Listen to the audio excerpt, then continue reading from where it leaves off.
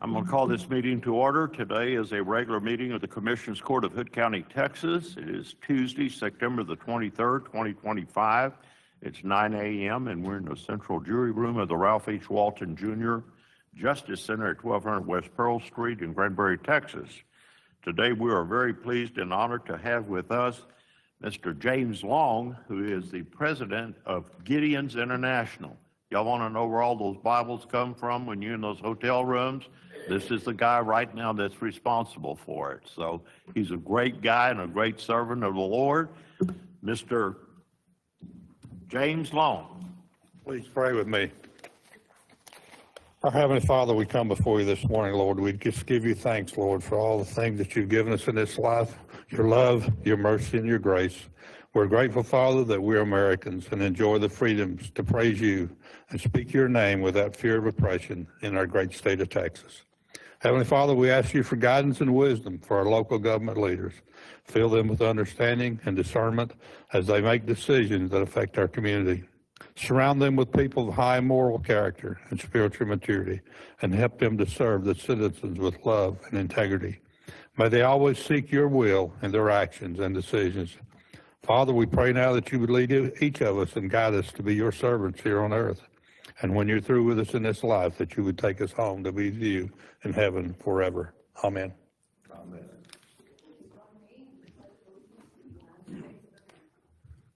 Pledge allegiance to the flag of the United States of America and to the republic for which it stands, one nation, under God, indivisible, with liberty and justice for all. I pledge to the great state of Texas. Honor the Texas flag. I pledge allegiance to thee, Texas, one state, under God, one and indivisible.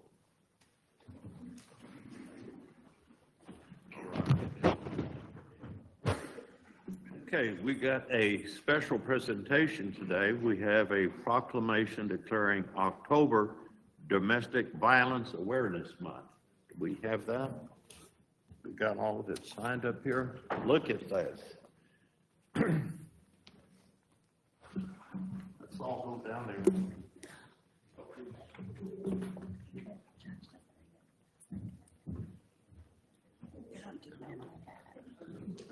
Work well. Organization out involved with very.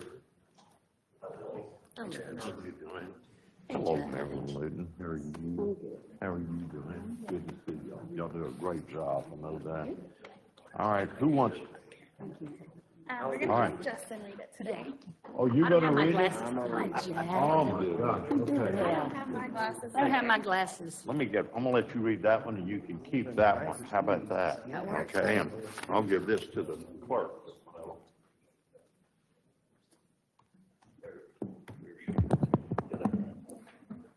Can you hear me? Yes. Good. Official proclamation to designate October as Domestic Violence Awareness Month. Whereas domestic violence is a serious crime that touches all communities regardless of age, race, disability, gender, identity, or socioeconomic status, and whereas the Hood County Commissioners Court recognizes and participates in a public awareness campaign to support National Domestic Violence Awareness Month, and whereas Domestic Violence Awareness Month provides an excellent opportunity for citizens to learn more about preventing domestic violence and to show support for the organizations and individuals who provide critical advocacy, services, and assistance to victims. And whereas on average, nearly 20 million people per minute are physically abused by an intimate partner in the United States, which equates to more than 10 million people who experience domestic violence annually. 1 in 4 women and 1 in 9 men experience severe intimate partner violence sometime in their lifetime. And whereas on a typical day, there are more than 20,000 phone calls to domestic violence hotlines nationwide. Mission Granbury received and responded to 770 hotline calls last year. The need for safe housing continues to be rated as a survivor's most urgent need. And whereas Mission Granbury provides a safe haven shelter for women and children who are victims of domestic violence, for victims that are not seeking shelter, Mission Granbury's non-residential program provides victims with safety planning, counseling, case management, and resources. In fiscal year 2024, Mission Granbury's Victim Service Program provided services to 140 women, 8 men, and 62 children. And whereas preventing domestic violence means changing the social norms that allow and condone violence and requires the collective voice and power of individuals, families, institutions, and systems, each wholeheartedly committed to transforming our community. Now, therefore, in recognition of the important work done by survivors, domestic violence programs, and victim service providers, the Hood County Commissioners Court does hereby proclaim October 25 as Domestic Violence Awareness Month and urges all residents to become involved in efforts to prevent and respond to domestic violence and recognize the impact it has on our community.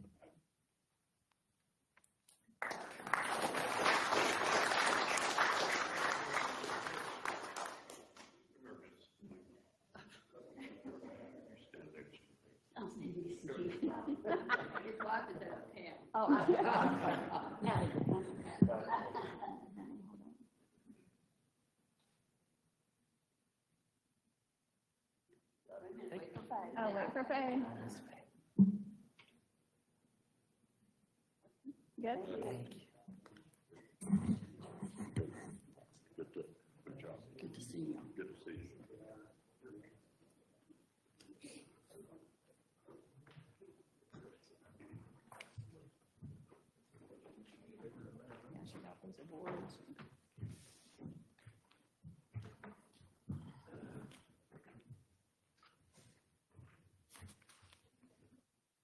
Next on the agenda is some service award, and the first award goes to Jackie Espinosa.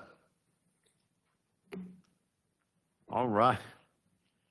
Well, I know you work for the Juvenile Probation Department. I mean, not adult probation, right? No, actually, she works for juveniles. Oh, juvenile? Yeah, Well, she then was an you adult. deserve 2 awards. She started there, and then she moved over to the dark side. But anyway, we couldn't appreciate Jackie more. She works hard for the department, and we appreciate her dedication. So, thank you. Good.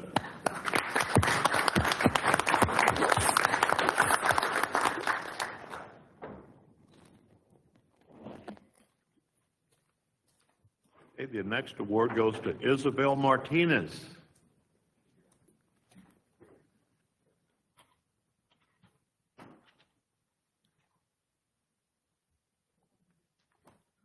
Well, I know that Isabel Martinez, then, she works in dispatch, Sheriff.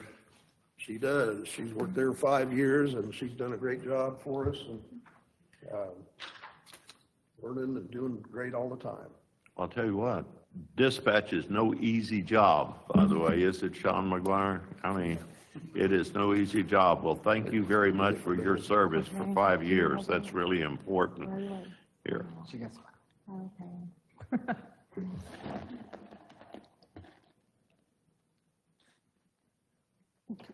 Good.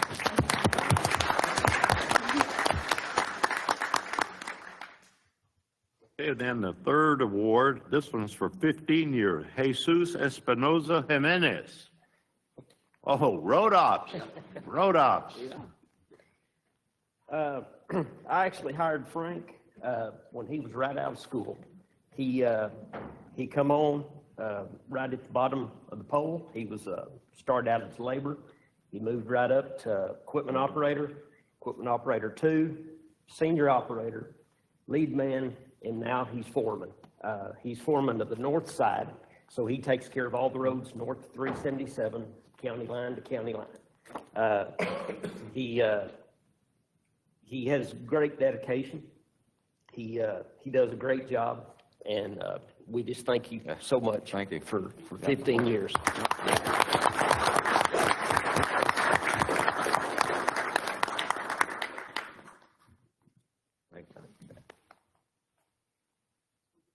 Next agenda item is citizens' comments at large. Christine, do we have no comments? No, we don't. Okay, so we get right into the miscellaneous business. Yes, ma'am. Did you fill out a public participation? Pardon me? Yeah, I was in touch with your office about participating in today about the American Cancer Society Cancer Action Network Lights of Hope event. We wanted to ask permission to be able to put our bags out on the house sidewalk to honor and remember those with cancer. Okay, y'all have somebody that will put up the banner? Pardon me? Do you have somebody that will put up the banner? Is that? We're not putting up a banner, we're just displaying these bags on the sidewalk to honor and remember those with cancer. And where are you putting them? On the edge of the sidewalk on the city, and I have over 900 bags to display this year, and I might need maybe to use the courthouse steps and the sidewalk along the courthouse. Okay. It's not going to interfere with any kind of traffic or pedestrian No, sir, we traffic, put or- everything on the edge of the sidewalk. We plan to set up at 6 and take down by 10. Okay. So when is this going to be? October 18th. October the 8th?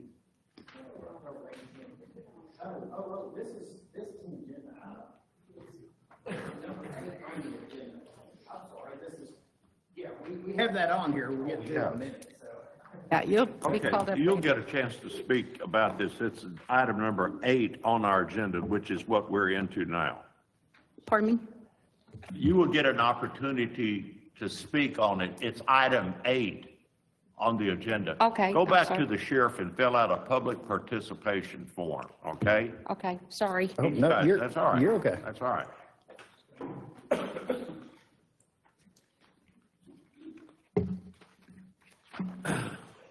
Okay, item number 1, consider and take appropriate action to approve Hood County Constable and Sheriff fees and commissions for 2026 under Local Government Code 118.131. Okay. Mr. Thomason, you want to,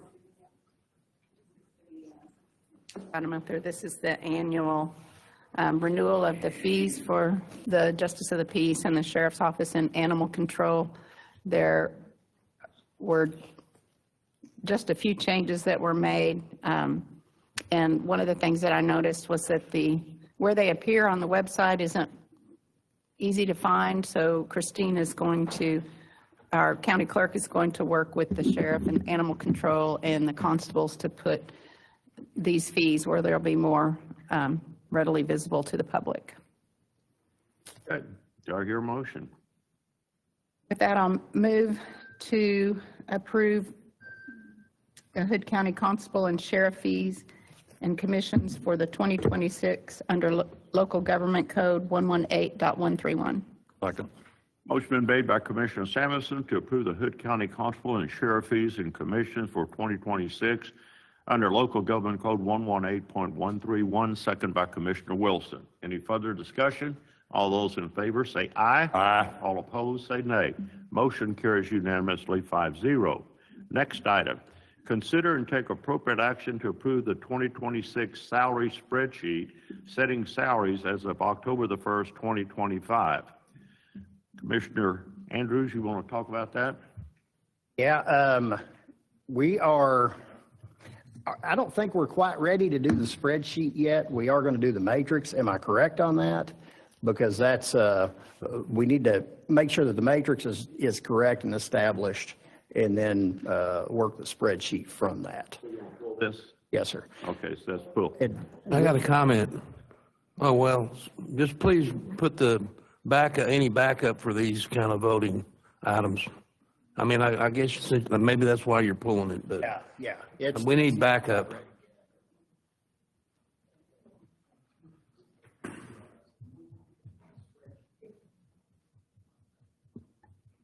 There is no matrix. I changed the wording to the spreadsheet because when the due date happened, all we have is the spreadsheet. So if you pull this, then we can't talk about it at all.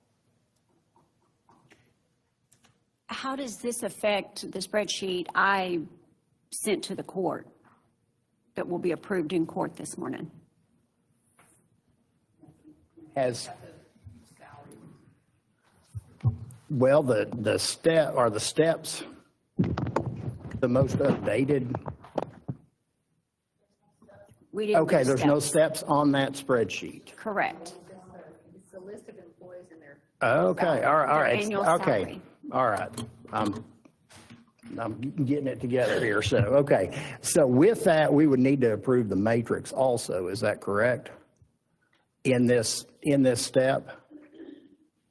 Or in this agenda item? Okay. Okay, all right. That, okay, did you print off the matrix? The auditor has it. Oh, yeah, I did.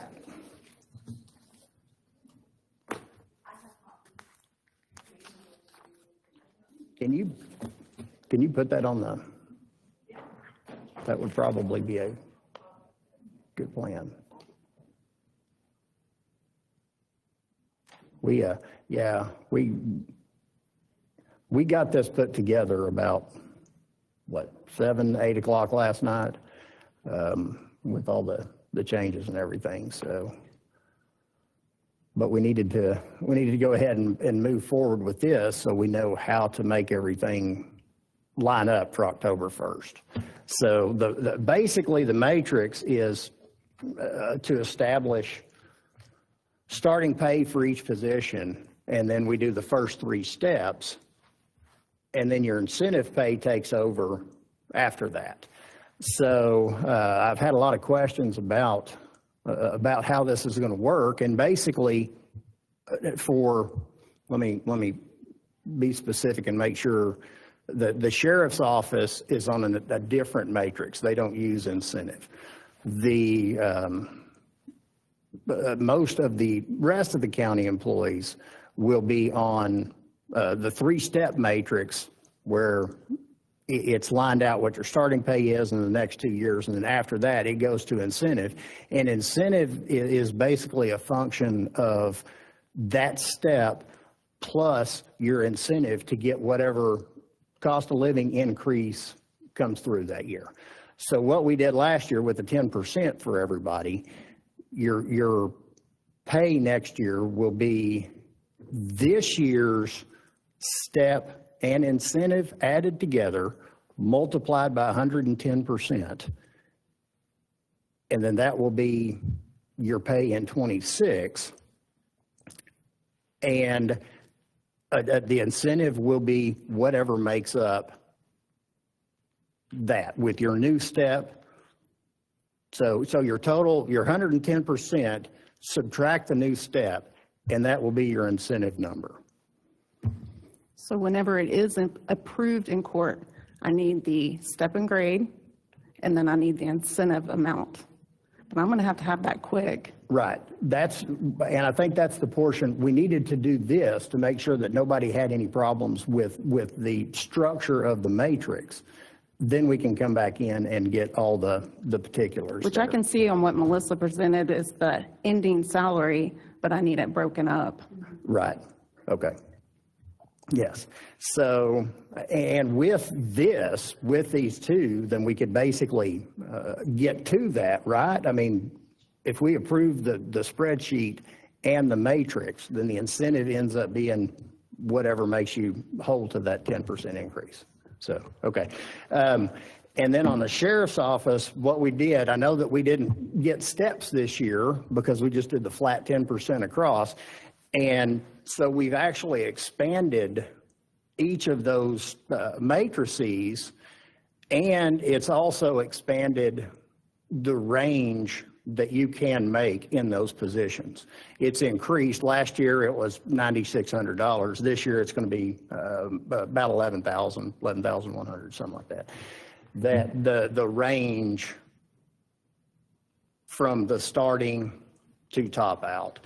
And that's something that we're continuing to work on. And but with the way that we did the raises this year, just being a flat 10%, it's moved everything that way. So starting pay for deputies, $68,500, and then the next step is years 2 and 3, then 4 and 5, so on and so forth, like it's shown there. So what you're telling the treasurer is a spreadsheet will be provided with base salary and incentive. So she could go ahead and process payroll based off of that. We can rerun the personnel action forms, but she's been given direction. Is that correct? Yes. Is that what I'm understanding? Okay. Yeah. By approving the salary spreadsheet, that gives us the ending number, and then the matrix will give us how to arrive to that number. And then the one thing we do need to make sure, I know we've discussed it in an email, was we need to create a new incentive policy. Yes. Yeah, we're still definitely working on the policies. And then if you'll go back, we talked earlier this morning, if you'll go back to the clerical road ops portion, the asterisks there, the clerical supervisor, that's $110 difference between step 3 and the asterisk. And I say, if nobody has a problem with it, I say go ahead and take those off, put them into step 3, and then adjust the incentive to make up that difference. That just simplifies things, and we're trying to get everything onto a 3-step matrix. So I think that makes that a whole lot more simple. So the clerical supervisor, the custodian, the environmental health. Can you scroll down a little bit more there? And then the hybrid IT desk, network engineer, and the animal control would all of those asterisks would actually move over to step 3, and the adjustment would come in the incentive pay.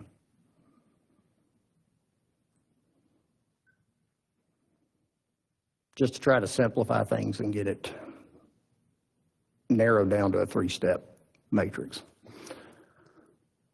So we've spent a lot of time on this thing, and finally got it where we got it worked out. So with that, I'll make a motion to approve the salary spreadsheet as presented and the matrices as presented, and then adjust the incentive to match the salary spreadsheet. By Commissioner Andrews to approve the 2026 salary spreadsheet and matrix, setting the salaries as of October the 1st, 2025. Second by. Second. Discussion. All those in favor say aye. Aye. All those opposed say nay. Motion carries unanimously. Are you all right with that, Ms. Treasurer? You, you look like you were lost up there. I just didn't want you to. You're in deep thought? Deep thought? Okay, as long as, all right, that's good. All right, item number 3, discuss and take proposed action to consider placing Hood County in a 90-day burn ban. Fire Chief Jeff Young, we got some rain Monday night, just like predicted. It is enough to take us off the fire ban. I'm trying to do my part to make it rain. Appreciate that. That seems to work. And since I added this to the agenda, we're now forecasted to start raining tonight all through Wednesday, and so who knows? Gosh, we're at like 586 right now. We dropped 36 points after the rain the other night. We were approaching the almost 650 number. As a reminder, it's usually about 550, 575. We start having these conversations. The only thing is we haven't had a whole lot of outbreaks. The fires that we have had haven't just been running crazy on us. We are getting significant recovery at night with the RH coming up. So my thought at this time would be to go ahead and consider doing the 90-day burn ban with the understanding that if conditions improve and we get rain and the KBDI goes down, a phone call to the judge and that we can lift the burn ban. But I'm fixing to be out of town for a week, so to do the work now would probably be better than to wait another 2 weeks and then have something bad happen. That makes sense. We'll go ahead and put it in place and lift it if needed. So with that, I'll make a motion to place Hood County under a 90-day burn ban. Second. 90-day burn ban, second by Commissioner Samuelson. Any further discussion? All those in favor say aye. Aye. All opposed say nay. Motion carries unanimously. Hey, Judge, we were wanting to pull the item number 19 for the policies. On item 19 in the miscellaneous agenda, discuss and take appropriate action to approve changes to the Hood County policies. That item has been pulled.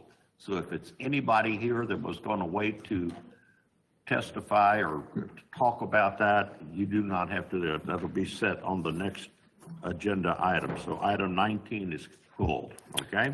And Judge, if I may, I would like to request to address item 5 before we get to item 4. Okay, we're good.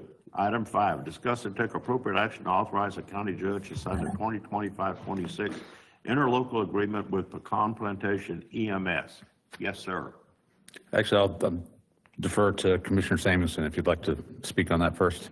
Oh, sure. We had talked about this, I guess, Commissioner Andrews and I met last week with the Fire Marshal, Texas EMS, and Pecan EMS. And first, I want to make sure it's important to state that the main objective here is the safety of the citizens of Hood County. That's the first priority. After reviewing the mutual aid calls with Pecan EMS assistance with Texas EMS and taking into consideration the insurance provided by the county to Pecan for the ambulances, and then offset with the fact that Pecan pays for their workers' comp, which is provided to the other volunteer fire departments by the taxpayers in the county. We came to an agreement, if it's agreeable to the rest of the court, of a subsidy to Pecan EMS of $35,000. And we thought that that would be a fair amount based on the discussion that we had. Yeah, so it's basically 13% of the subsidy to Texas EMS, less $30,000 for vehicle insurance that we pay for Pecan. But just to be clear, that's not subtracting from the Texas EMS subsidy. That's okay. Correct. Yeah. And I think that when we had talked about it during budget time, it was going to be out of contingency. So. And actually, it's different than what's presented on the screen there. That amount was changed from 50,000 to 35,000, which is what's on the document. Any discussion? What is your feeling about this, Jeff? If we're not taken from Texas EMS, I'm fine with it. I'm sure you guys all know I am all about supporting fire and EMS every and any way we can. Okay. All right. Anybody else have anything else to say? Then I'll move to authorize the county judge to sign the 2025-26 interlocal agreement with Pecan Plantation EMS. Second. Authorize the county judge to sign the 2025-26 interlocal agreement with Pecan Plantation EMS, second by Commissioner Andrews. Any further discussion? If not, all those in favor say aye. Aye. All opposed, say nay. Motion carries unanimously. Thank you, sir. Congratulations. All right. Yes, I'm going to leave all of this stuff with you because it still requires 4 more signatures. Okay, you might as well stay up there. Let's get to 4. Yes, sir. Okay, discuss and take appropriate action to authorize the county judge to sign the 2025-26 interlocal agreements with the 9 volunteer fire departments. Yes, sir. Okay, so those are all the same. This is what we've done every year in support of the fire departments. The biggest changes, we added $5,000 to each of the fire departments, so they're at $125,000 for the year, contingent upon them getting all of their financials turned in to the auditor's office. And the reason it was different, and why I wanted to address 5 before we got to 4, that affects the fire at Pecan. So I basically removed the ambulances from their agreement and all the language that has anything to do with EMS and created a separate one for EMS. So that's why I'd asked to address 5 before we got to 4. Okay. Anything else? Anybody else have anything else to say? With that, I'll make a motion to allow the county judge to sign the 2025-2026 interlocal agreements with the 9 volunteer fire departments. Second. Okay, motion made by Commissioner Andrews to authorize the county judge to sign the 2025 interlocal agreements with the 9 volunteer fire departments, second by Commissioner Wilson. Any further discussion? All those in favor say aye. Aye. All opposed say nay. Motion carries again unanimously 5-0. Thank you. Great. Thank you. Get to where you're going. Is that the one I need to sign on this one now? Yes, sir. So there's 2 of them now. Yeah. We have a fire and EMS one. Got it. I got you. Thank you. Good work. Thank you. You got it. Thank you. Okay, item number 6, discuss and take appropriate action regarding placement of an outdoor drive-up book drop for the Hood County Library, purchased by the Hood County Library Foundation Board. You know, this is real easy up here because we do have an outstanding librarian here. I can't say enough about her. Jennifer Loxton, who's going to explain this to us. She does a fabulous job running the county library. Let's give her a round of applause.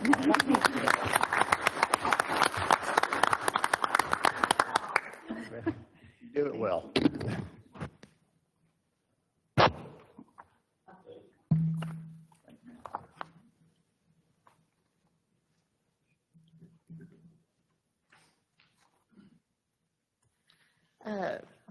It has been in discussion with my staff and several patrons who have wanted an outdoor book drop. It's my understanding that years ago, what Miss Cindy says, and she's been there for 27 or 8 years, that once upon a time there was an outdoor book drop. It was on the road, and we don't want that. We don't want it on the road. But where the book drop is now, that should be your. I want to think that that's the first picture that you have. I'm not sure that I gave you, but Yeah. we have there's a picture that looks like this that has this green chalk. That's where we want to put the new book drop, because right now, in order to get to the outside book drop, you have to park, get out, walk upstairs, and then drop off your book, which then why would you just not come into the library? But there are people who, and some of our older patrons who struggle getting up those steps, and they may come before we're open and want to leave their books. And so they've asked, can we have a drop outside?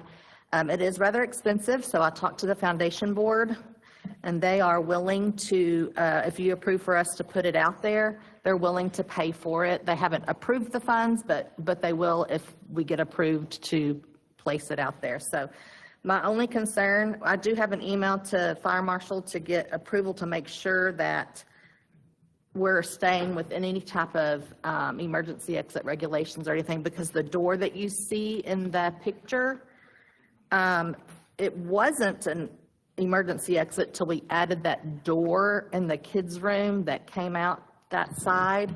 And so that is an emergency exit. We could back it up one square, but we also practiced with big vehicles and tried to turn them around like we're gonna hit the book drop, and it would be too tight of a turn because there's a bush and stuff there. So this is kind of where we would like to put it, as long as we get clearance from the fire marshal that's an okay place. I also included a picture of what the book drop looks like. The purchase will include the actual receptacle, but then it'll have 2 carts so that my staff can roll an empty cart out there, pull the full cart in, put the empty cart in, and roll it in. Because it's hot, and to stand there and empty all of that would get laborious, and I might get grumpy people. But they're willing to buy us 2 carts to do that. I also included the quote, and the quote does have the measurements, I believe, of the, if it doesn't, then the picture might.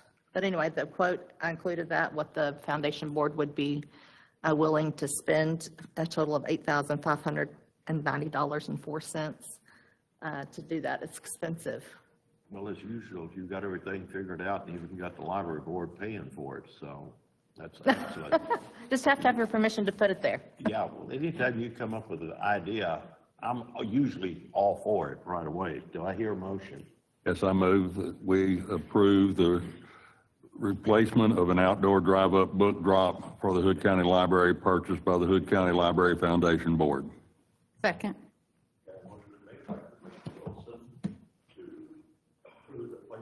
Outdoor drive-up book drop for the Hood County Library, purchased by the Hood County Library Foundation Board, second by Commissioner Samuelson. Any further discussion?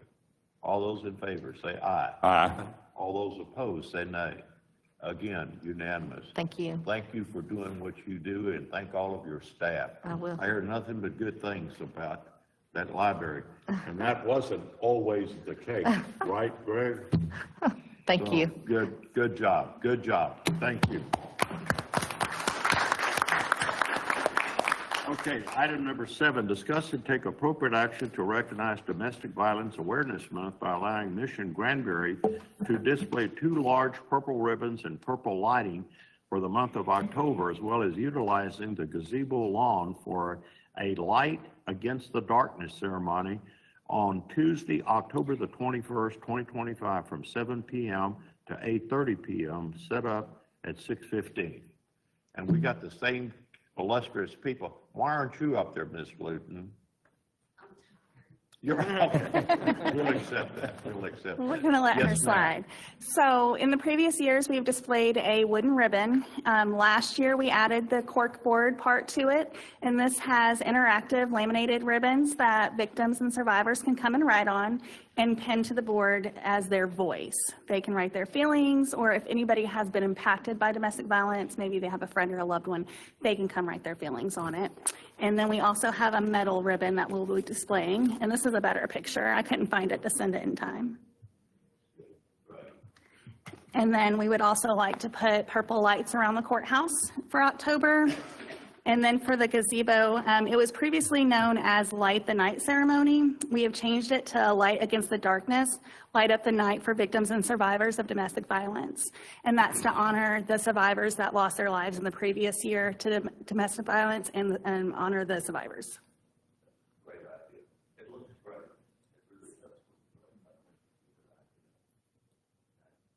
Make the motion to approve the use of the sidewalk around,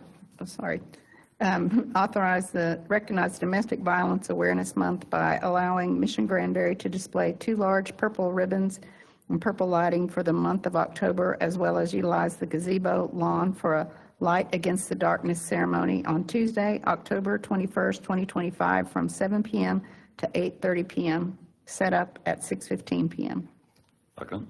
Okay, motion been made by Commissioner Samuelson to approve the Domestic Violence Awareness Month by allowing Mission Granbury to display the usual big purple signs and all the ribbons and use a gazebo that they've done for years, and it looks great.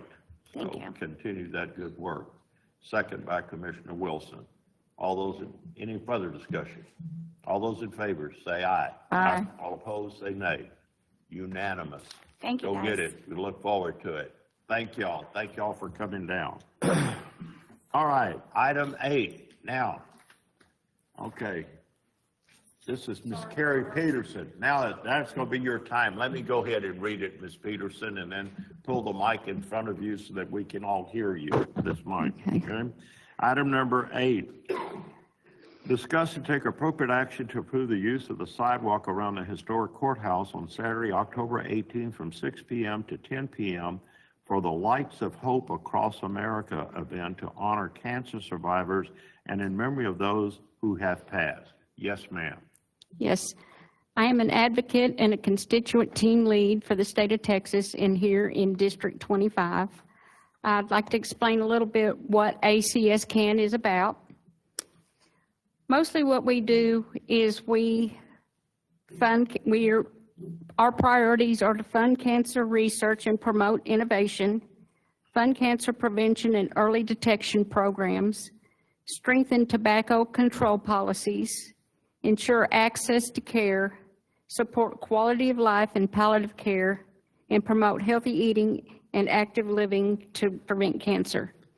What we do is we place these bags out in honor or memory of those of a loved one. We use the little battery-operated tea light candles, and we use these little rice bags to hold the bags down. We place the bags where it will not obstruct foot traffic at all, on the edge of the sidewalk. We'd like to be able to use the sidewalk and the stairs. I've gone from 310 bags over the last 3 years to this year having over 900 bags to display. So we, Battery candles? that's all we're going to do is place the bags and then pick them up. Battery candles, is that how they are? That- That's fire. No, we use better. Yeah. Okay, so everything's like, we've done this before, George. All right. Okay, anybody else have any question, any further discussion? Do I hear a motion? I move that we approve the use of the sidewalk around the historical courthouse on Saturday, October 18th from 6 p.m. to 10 p.m. for Lights of Hope Across America event to honor cancer survivors and in memory of those who have passed. Second. By Commissioner Wilson to allow the use of the sidewalk around the historical courthouse on Saturday, October the 18th from 6 to 10 for the Lights of Hope Across America event to honor cancer survivors and in memory of those who have passed. Second by Commissioner Samuelson. Any further discussion? All those in favor say aye. Aye. All opposed say nay. Thank you, Ms. Peterson. Thank you. It passes unanimously. You do great work. Thank you for coming down here today. Okay. All right. Item number 9, something very dear to me here.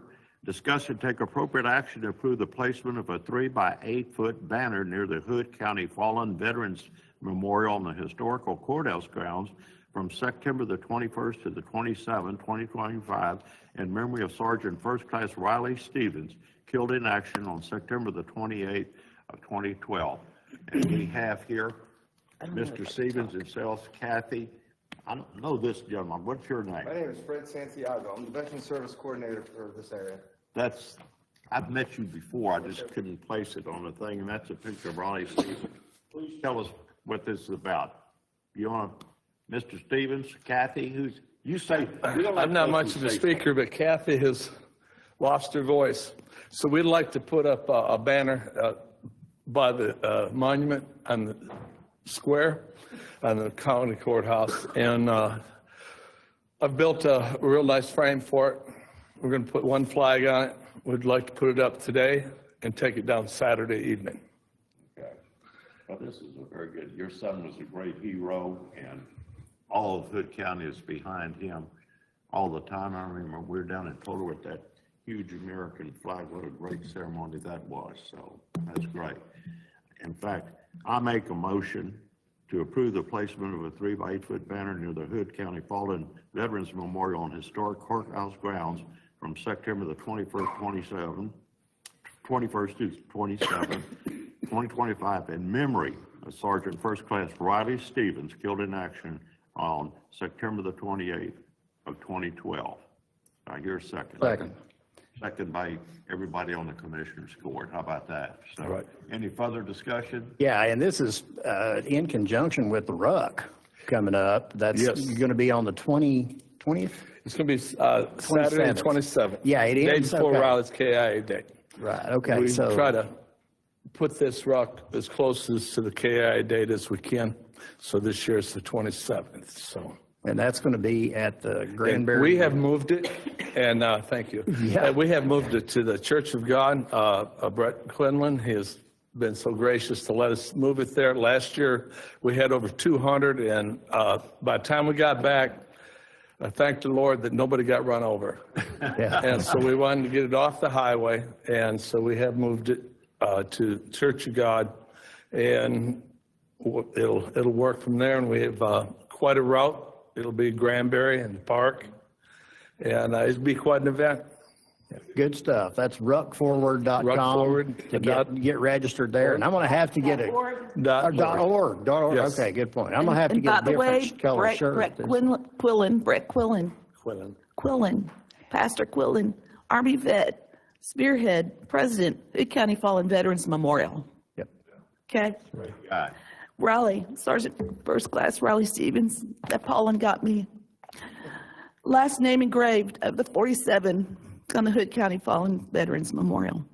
This was meant to be for us to relocate to this church, and it's going to be awesome.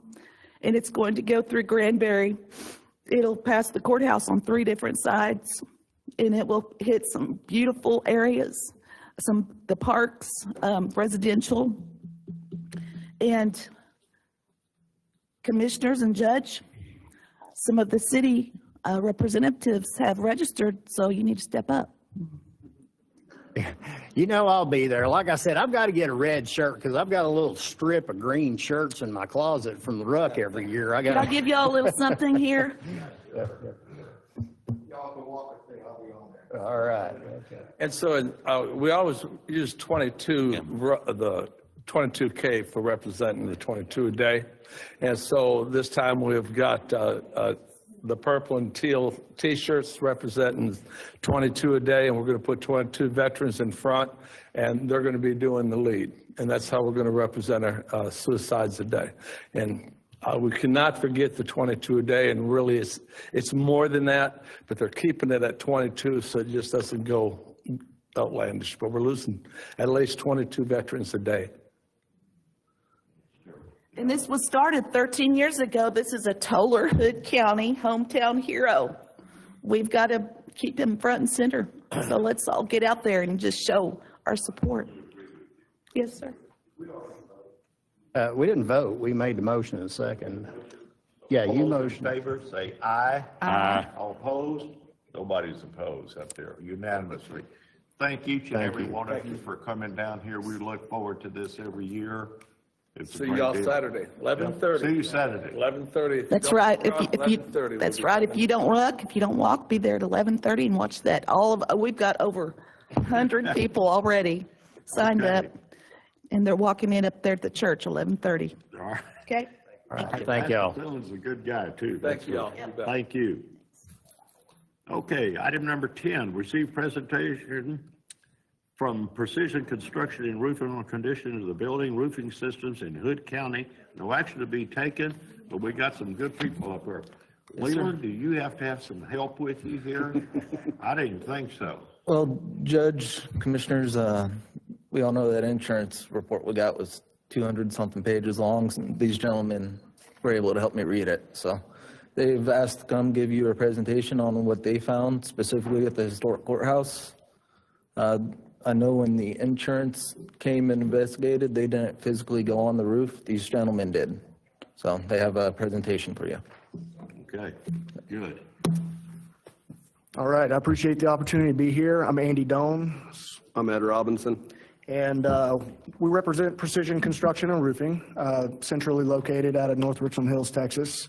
And most recently, I had the honor of helping the Wise County Courthouse in restoring that roofing project, okay?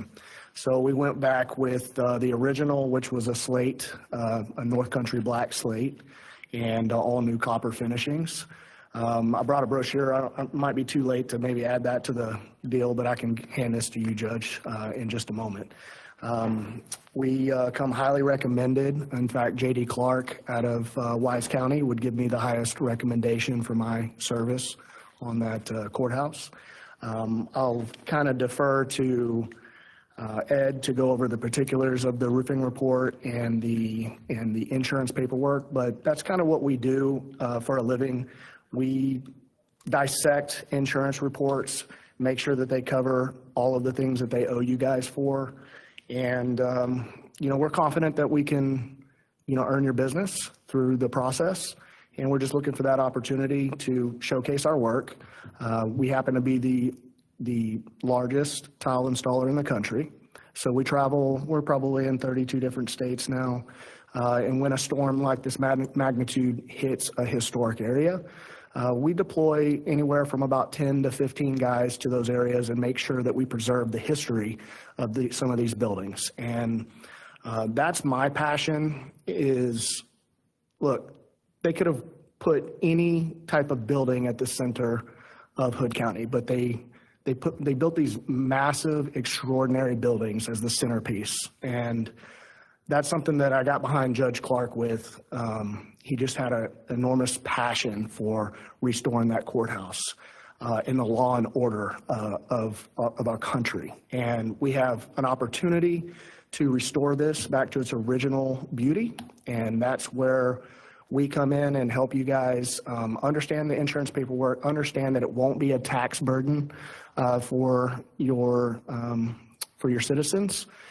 This will be 100% covered through your insurance carrier. We can get the insurance carrier to pay what they owe you for this restoration, and you guys have already budgeted the deductible from what I understand.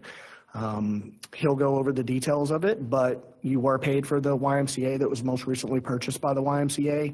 In fact, that actual cash value that they paid will cover the deductible for all of your county buildings. And so virtually you'll be able to save your budget item. So I'll kind of leave it with Ed Robinson.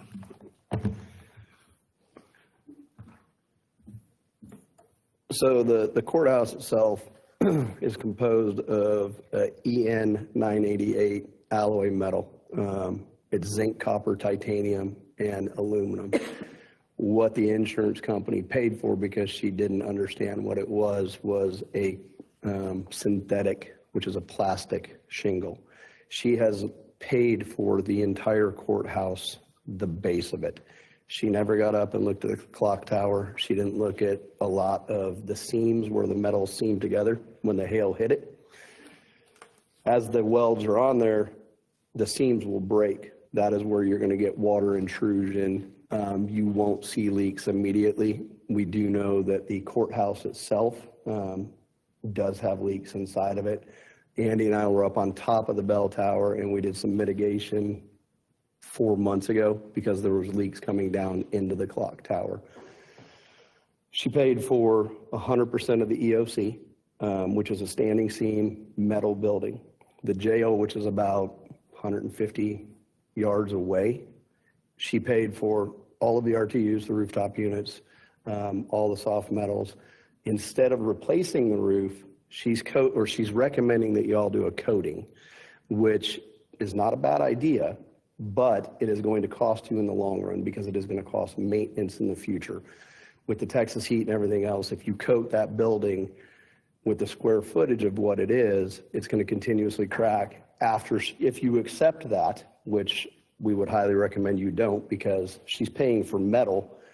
The jail is actually a composition roof. It has holes in the mastic, in the matting of the composition roof itself. You can stick your fingers through it. So if you coat it, you're basically putting a Band-Aid on a carotid artery.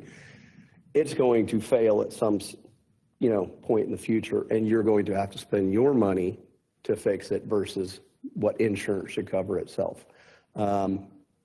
I've been on, I think, 8 of your buildings so far, and looked at every one of them. There's, I think, 6 or 7 more that I still need to look at. Leland's the maintenance office where the DMB is. It literally has holes that you can stick your finger in that are 1/4 inch deep in it as well. So all of those roofing systems need to come off. To the best of what I've looked at, the courthouse has not really been, it's been maintained, but it hasn't been redone since the 60s, from all the records that I can find from the minutes of the meetings. So the roof itself is about 75 years old. It's kind of met its life expectancy. So as Andy touched on, because it is such a centerpiece, it would be a great time to redo it, to get everything put back in brand new, to where it's not a tax burden on you. You guys are in a great position right now to say, okay, show the insurance what you know. We've got pieces of the metal. We've already had it analyzed, so I already know what the metal is. She has not done that. The insurance has not done that. They don't know what that metal is. We already do. You have copper on there, you have titanium, you have zinc. So it's a culmination of metals. And because the way they built it, it has to be those metals, because anything else that they use, if you were to use tin, it becomes caustic with the other metals, which will start to rust. So we have the ability, if awarded, to get this taken care of for you and to redo it, to make it back what it was when it was originally built. Not yet. No, sir. We've just dealt with Leland. This is our first opportunity to present to you guys and really, see who makes the decisions and see if we can work together. Would love to open it up for questions if you guys want to interact a little bit. Happy to answer any questions while we're here.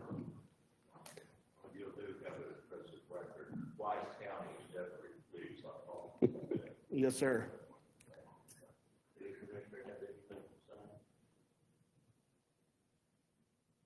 Was the courthouse not renovated in 2014? Did it not include the roof?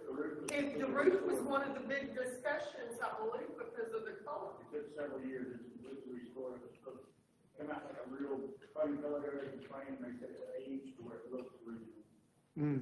Did it? It did. Okay. 2014 it was redone. Oh, perfect. Okay. That's good I know information. the fence was up at about that time where it was being remodeled.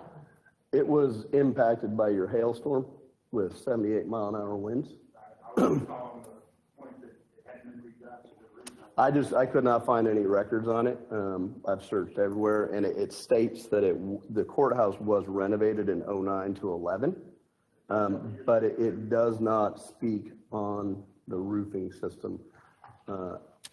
Does TAC have the records on that, Melissa, when the roof was redone? Probably so. Yes, I would think they do. Okay, great. That would be helpful for us to know when it was redone.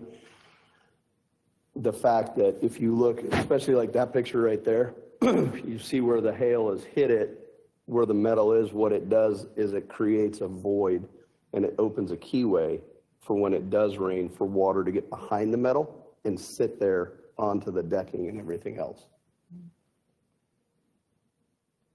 Yeah, if I can touch, I haven't seen the photos just yet, but some of the tiles, the diamond-shaped tiles, have actually come loose in several different areas. So those are crimped together.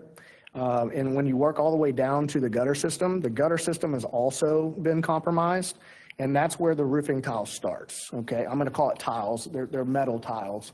In order to get to that gutter system, you start at the top and you work your way down. Okay, so to try to piece these things back together, it just doesn't. It doesn't work that way. You're not going to be able to pull certain pieces out and then slide certain pieces in. And we found several of these scalloped pieces loose in the valley metal. Of course, to condense the report, we didn't put all of that information in there, but we do have those photos available as well. We have about 790 photos currently of the county buildings. We got, checking with TAC about the insurance, if there's anything going back to 2014 or before or after, whatever. And then also get with the historical, local and state, that we have to go through. I think we about that. Both of them. The locals going to be pretty easy. I think the state, this is a no action item here that's on here anyway. But thank y'all for doing what we're doing. Just for clarification, this is not all cosmetic. This is also, No, there's some functional structural issues. Yes. I wanted to go ahead and make that point. This is a 207-page report from your insurance company. And on page 3, she starts with the roof. So the courthouse, if we use a system called Eagle View, which is satellite imagery, it's 117 squares. So 11,700 square feet of roofing is what it is with the wall cladding, all the way up the clock tower, all the dormers and everything else. She is paid just for the area that you can see, not counting the clock tower. She is paid for 60.87. So 6,000 square feet of roofing she's paid for. So all of the diamond patterns that you can see, she's paid to replace it all. She wrote it as a synthetic shake, which it's not synthetic. Synthetic's plastic. So she's already paid to the tune of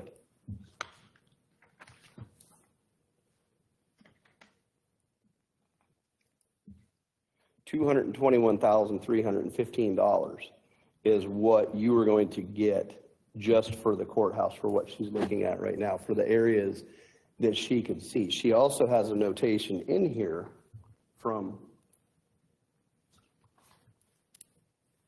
To clarify, when you say she, you mean the TAC insurance adjuster? Yes, it was a female that came out here.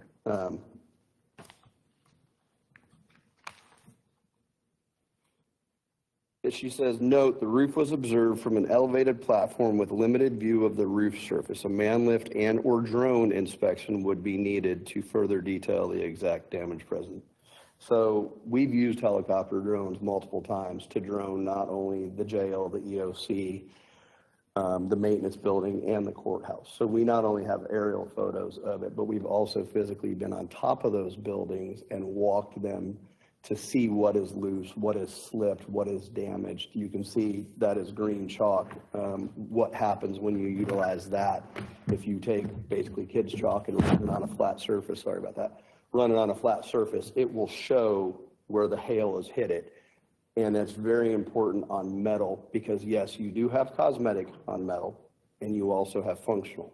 You have both damage on there. You have functional damage, you have tiles that are broken away and slipped from the cleating, which means they will, not only is it a fall hazard, Andy and I have pulled, I don't know, probably 6 or 7 of them off the roof as we walked it, and going over there by there today, there's still more of them that fall. So they're continuously falling.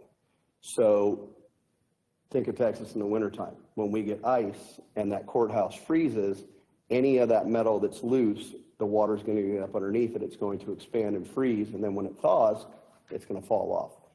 So there, you have both functional and cosmetic.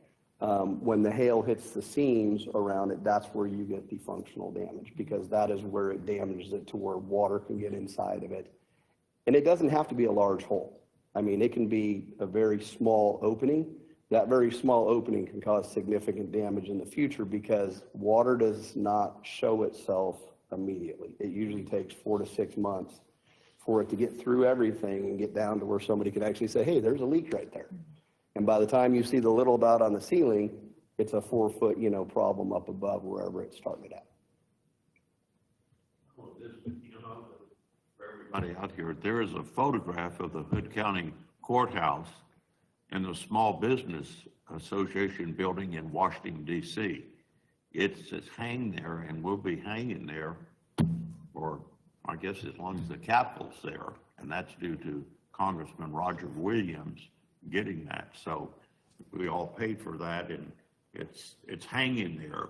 And we got to do whatever it takes to preserve that. No other county in the United States has that. So it's kind of important to preserve this. So thank y'all for being such experts in this field here. Well, and as Andy touched too, this is zero burden on the taxpayers. Because that's also important. Legally, in the insurance world, the money that you got for the YMCA, that is your money to do with what you please. You can legally utilize that ACV money, which is the actual cash value that they are going to give you for that building, for anything you want. That ACV money on that YMCA is a blessing to Hood County because you can utilize that towards your deductible. So it won't even touch the fund that you set aside at the beginning of the year, and then everything else will be covered by insurance. Okay. Well, we're looking forward to getting back with y'all and working with y'all. Okay. Really appreciate it, Judge. Yeah. Yeah, hand this. Yeah, that's good. We'll look at that. Couple of points. All right, good. Couple of points we need to make sure about if there's any warranty left from when that was done in 2014 or whatever. Can I speak on that? As soon as hail, wind impacts any structure, warranty goes out the window. Okay. Anytime there is an act of God event, any warranty that is on a property, whether it be a residential home, the manufacturer avoids that warranty. Okay. The other thing is to make sure that we stay in close contact with the Historical Commission, because before we can do anything, we have to have their blessing. I mean, that's a must. We have worked with them. Andy's worked with them closely. So we understand the Historical Commission. We also understand that it's on the U.S. Registry as well. So there's 2 different people that have a say-so in. It will go back with the exact metal. I've already researched it. We can get that metal. We can get the exact composite that it's made of. So that is not an issue at all. Okay. We look forward to seeing y'all again. Thank y'all very much. Thank you. I was going to ask you a Good. question. Yes, So did Leland reach out to you? Did you follow this insurance claim? I mean, what brought you to Hood County? So what brought me to Hood County, I live in Parker County. Okay. What brought me to Hood County was the storm. So I came down here, first off, noticed the windows. We talked to Leland about the windows. I met him, talked to him about droning it, met with Judge Massengill, and we droned the property, and then we just started, dealing with Leland and looking at everything at the extent of damage around the county on everything that was going on. Okay. So due to the storm, you came down to see what had happened to the courthouse? Yes. Yeah, the blown out windows were a dead giveaway. Yes, yes. All right. Well, All right, thank y'all very perfect. much. Thank you. Thank Appreciate you. it. Okay. Item number 11, consider to take appropriate action to approve the purchase and installation of security cameras and access control hardware for exterior doors at adult and juvenile probation. Shelley Berry, you coming up here to talk about this? Well, I can talk about the fact that we need better security cameras and. The fact that you need it? Yes. We had originally discussed this back in April before the IT changes. We had a company come out, they looked at it, they gave an estimate. I never saw the estimate, but I know they gave that to IT at the time. And I just assumed that come first of the budget year that would be approved and we were going to move forward with, you know, those asks. And then it didn't get included when the budget was approved in the capital expenditure item. So we are here to request that the court approve those estimates and allow us to move forward with security cameras for adult and juvenile inside and out. Juvenile has one camera inside. Adult has cameras inside, but they're 21 years old and very grainy. You can't see anything really when you go to look at something if there's an incident. There's no cameras outside that catch anything. We have late night classes sometimes, and I have officers that are there in the building with offenders. That just needs to be recorded. We just need to know that everybody's safety, you know, is there, that the integrity's there. And so I would just ask the court to approve that. Total for both is $105,280. And so would that be out of 55? Okay. And one of the things that our auditor caught right away was the terms on the payment. And so they have the agreement that's attached to the agenda has been revised with different payment terms, which are outbound and then the rest. Excellent. Yeah. And 45 days instead of 30 days. Yeah, so the agreement that you will sign based on the court vote is not the agreement that's attached to the agenda. The payment terms have been changed per our auditor, and then our IT director got a new quote from MCA. Yes, ma'am. Thank you. Well, it needs to be done. The judges, the two judges agreed that needs to be done. Yes, sir. Okay, with that, do I hear a motion? I move to allow the county judge to sign the agreement to purchase the installation of security cameras and access control hardware for the exterior doors of adult and juvenile probation in the amount of $105,280 with the changed payment terms. From Fund 55.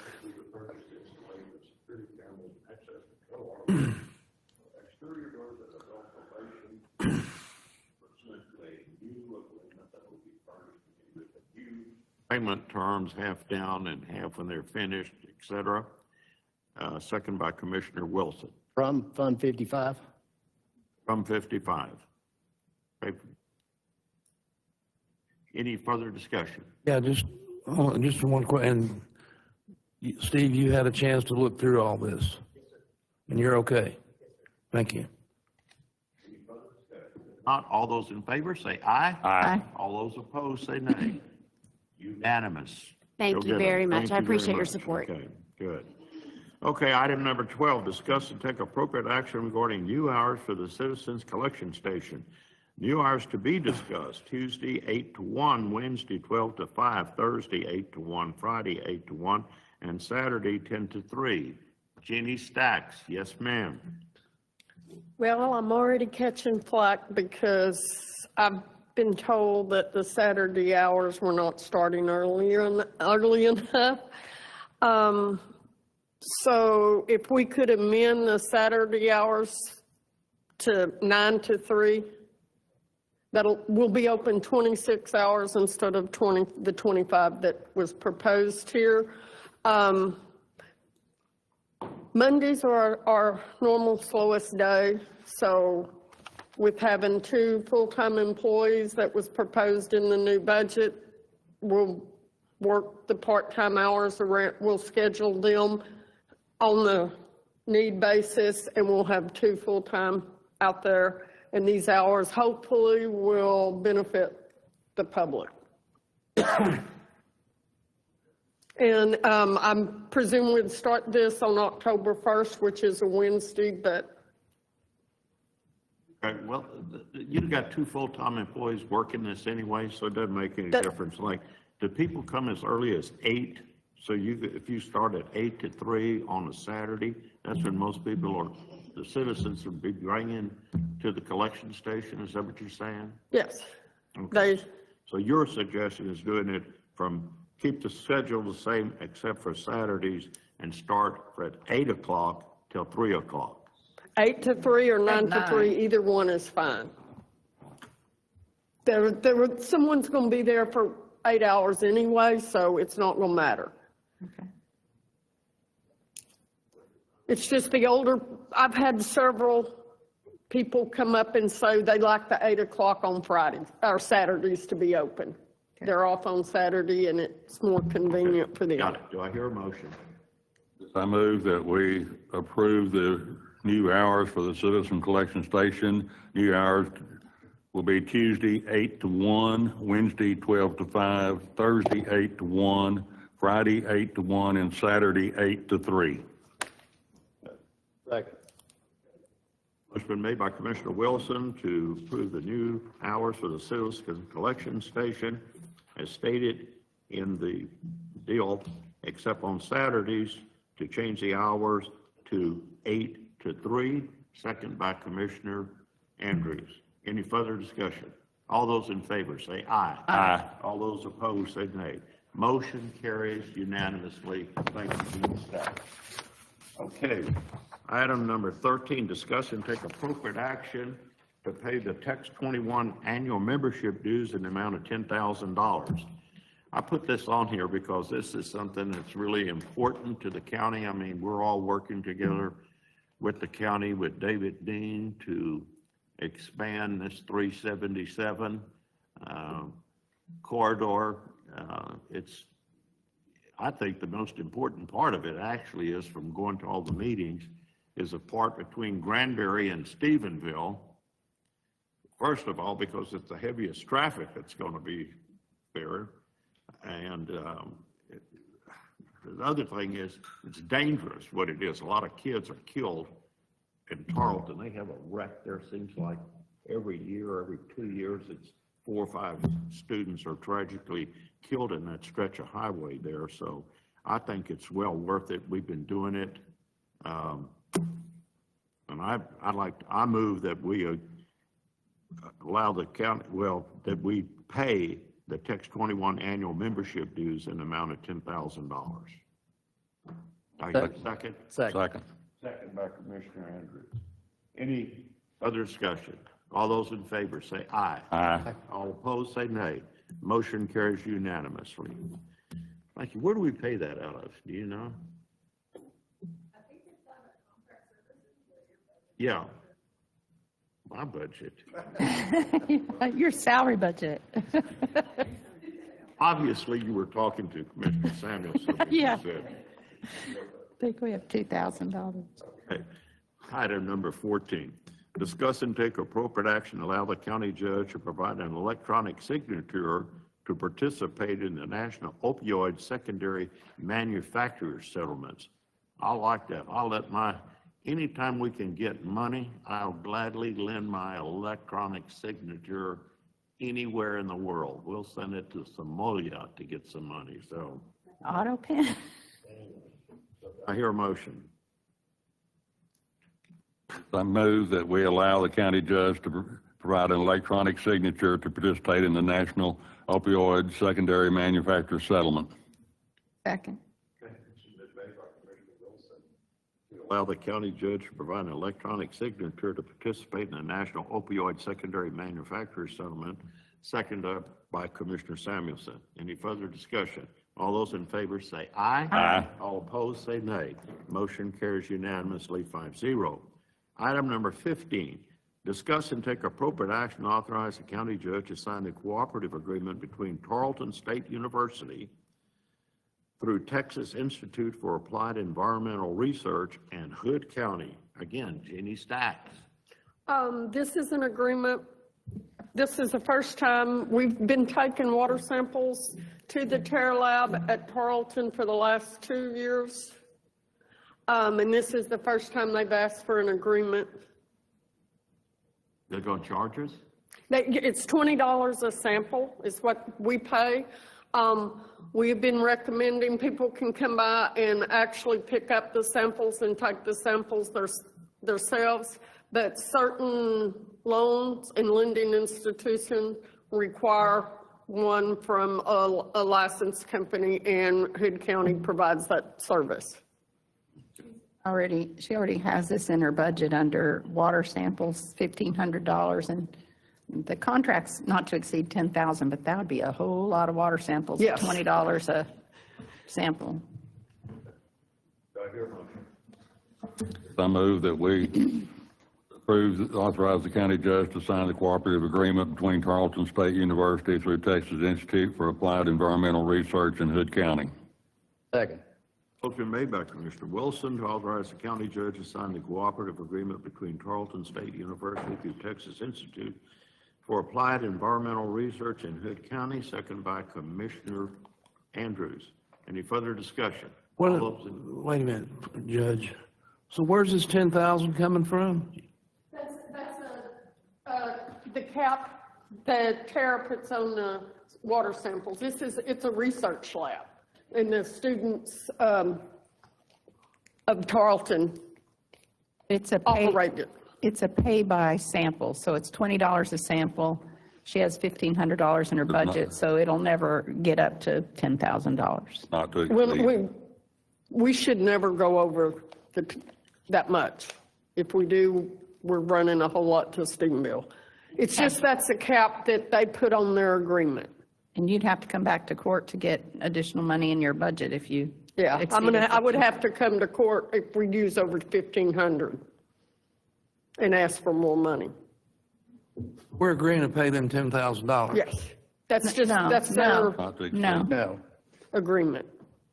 We're not agreeing to pay them $10,000. That's the maximum that would not to exceed, but it's $20. Well, that's not what the contract says. Not to annually exceed 10,000. Yeah, all payments are due on completion of services.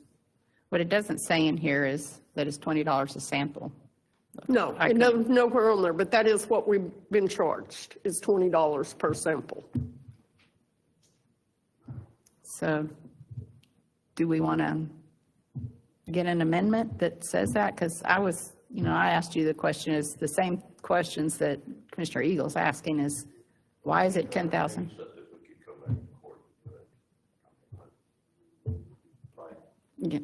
Yeah, I mean, you're not cutting a check for $10,000. No. All those in favor say aye. Aye. All those opposed say nay. Reluctant aye. Passes unanimously 5-0. All right. Item number 16, discuss any and all aspects of economic development under Texas Local Government Codes, Chapter 380 and 381, as well as Texas Tax Code 312, including but not limited to the development of a county policy regarding these agreements, transparency issues, allowing public comment periods, poster requirements, if any. And we got some speakers on here. Commissioner Eagle. How many speakers do we have? 2. Go ahead. Oh, I'm sorry. Yeah, one of them is on 17. I'm sorry. Okay, Mr. Harrell. Well, yeah, he can go ahead and speak if he wants. Mr. Harrell.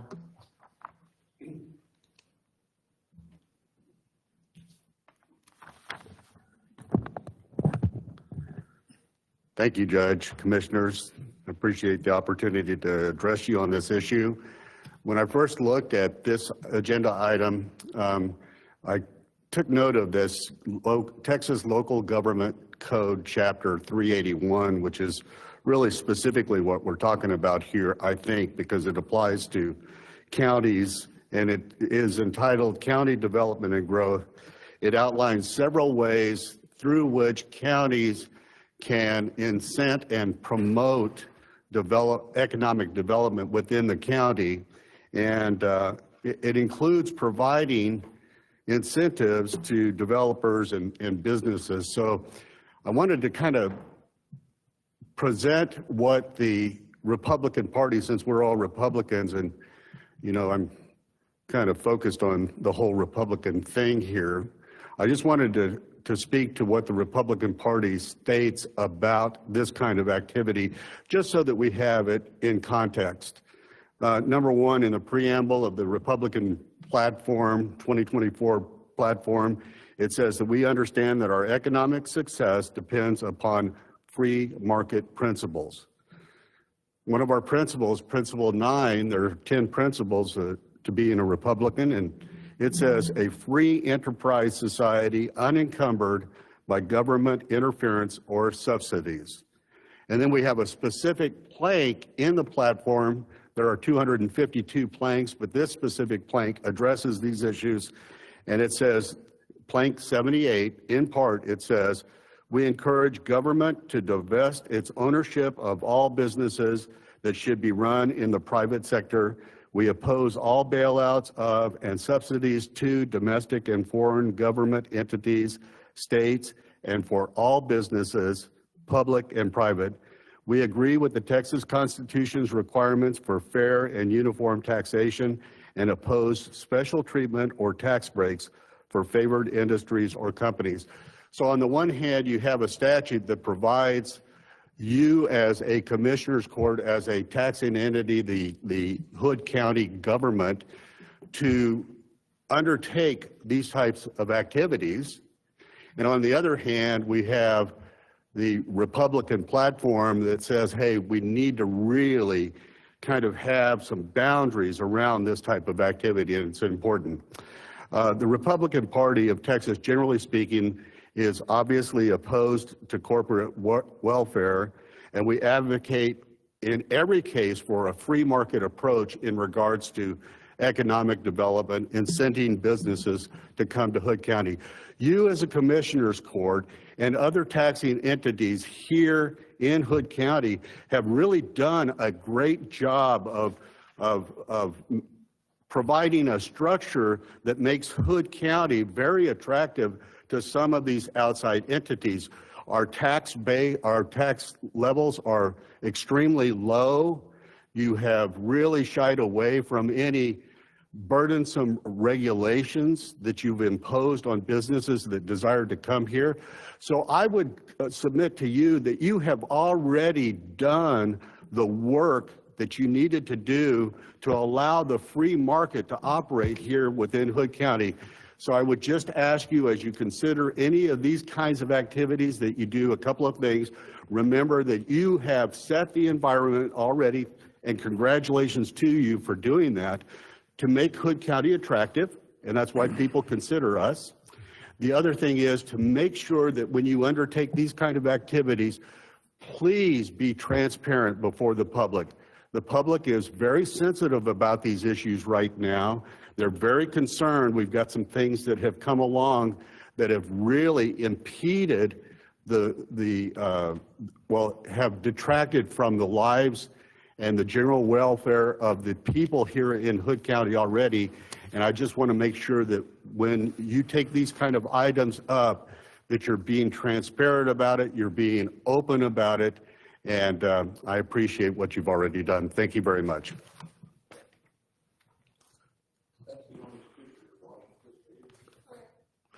Okay. Thank you, Chairman Harrell. So I put this on the agenda. I felt compelled to do this because of activity that's going on in the state of Texas that's bubbling and been bubbling in this state for the last few years, actually. But I felt like it was a good idea to put this on the agenda, to put it out on the table. Maybe some people don't understand this, but I'll start with there's a agreement that can be done through the Texas Tax Code, the property tax abatement. It's Chapter 312 of the Texas Tax Code. And it has guidelines, it has a lot of parameters in it. It basically draws boundaries around what a taxing entity can do to offer incentives to outside private industry. It goes through the state comptroller, of course, and an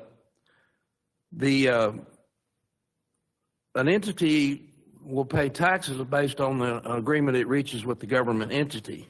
So, for instance, and there's specific terms spelled out. Among them, access, if you get into this agreement that the taxing entity has access to their books, to their property, so forth. There's recapture provisions. There's strict termination provisions for noncompliance. So there's some built-in safeguards in the 312 agreements. And, you know, we've been approached in the past with 312 agreements for instance, solar farms. And it's an agreement where the taxing entity offers a abatement for the company or whatever the entity coming in can come in and start doing their project and get tax relief. And it's usually 312 gives you 10-year max. I like that idea as a 10-year max because we don't even know what's going to be going on in 10 years. So what a government entity is being asked to do is to give an abatement up to 10 years on taxes to allow private industry to come in and do their thing under the promise that they're going to bring in jobs or they're going to bring economy into the county. Local Government Code Chapter 380 goes to municipalities, and it's an economic development statute. And then Local Government Code Chapter 381, which was so artfully discussed by our Republican county chair a couple of minutes ago. 381's a departure from the tax code 312 in several ways. I've looked at, I've been looking into this more and more, and you know, there's some issues with 381 that gives me some heartburn. And there's 381 agreements going in all over the state right now in different industrial contexts. And some of them go to 40 years, some of them, there's a couple out there that we've seen that go to 70 years. Now, I don't know about you, but I don't know how a guy like me sitting up here on a commissioner's court can make a deal with somebody on behalf of the taxpayers that goes out 70 years, 50 years, 40 years, or even 30 for that matter. We just got I'm a member of the Hood County Hospital District, and we just had an issue with that on the hospital. In 1995, an agreement was signed, a 30-year agreement on the hospital facilities that belong to the county. And and it's just now coming to fruition. They've got a 10-year extension for $1 on that agreement. So we're stuck. We're stuck with this hospital situation for another 10 years even.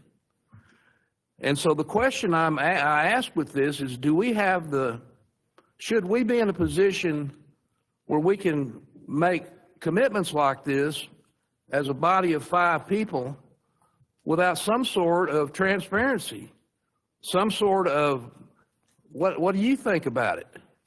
And there's an interesting article from the Texas Public Policy Foundation that I picked up.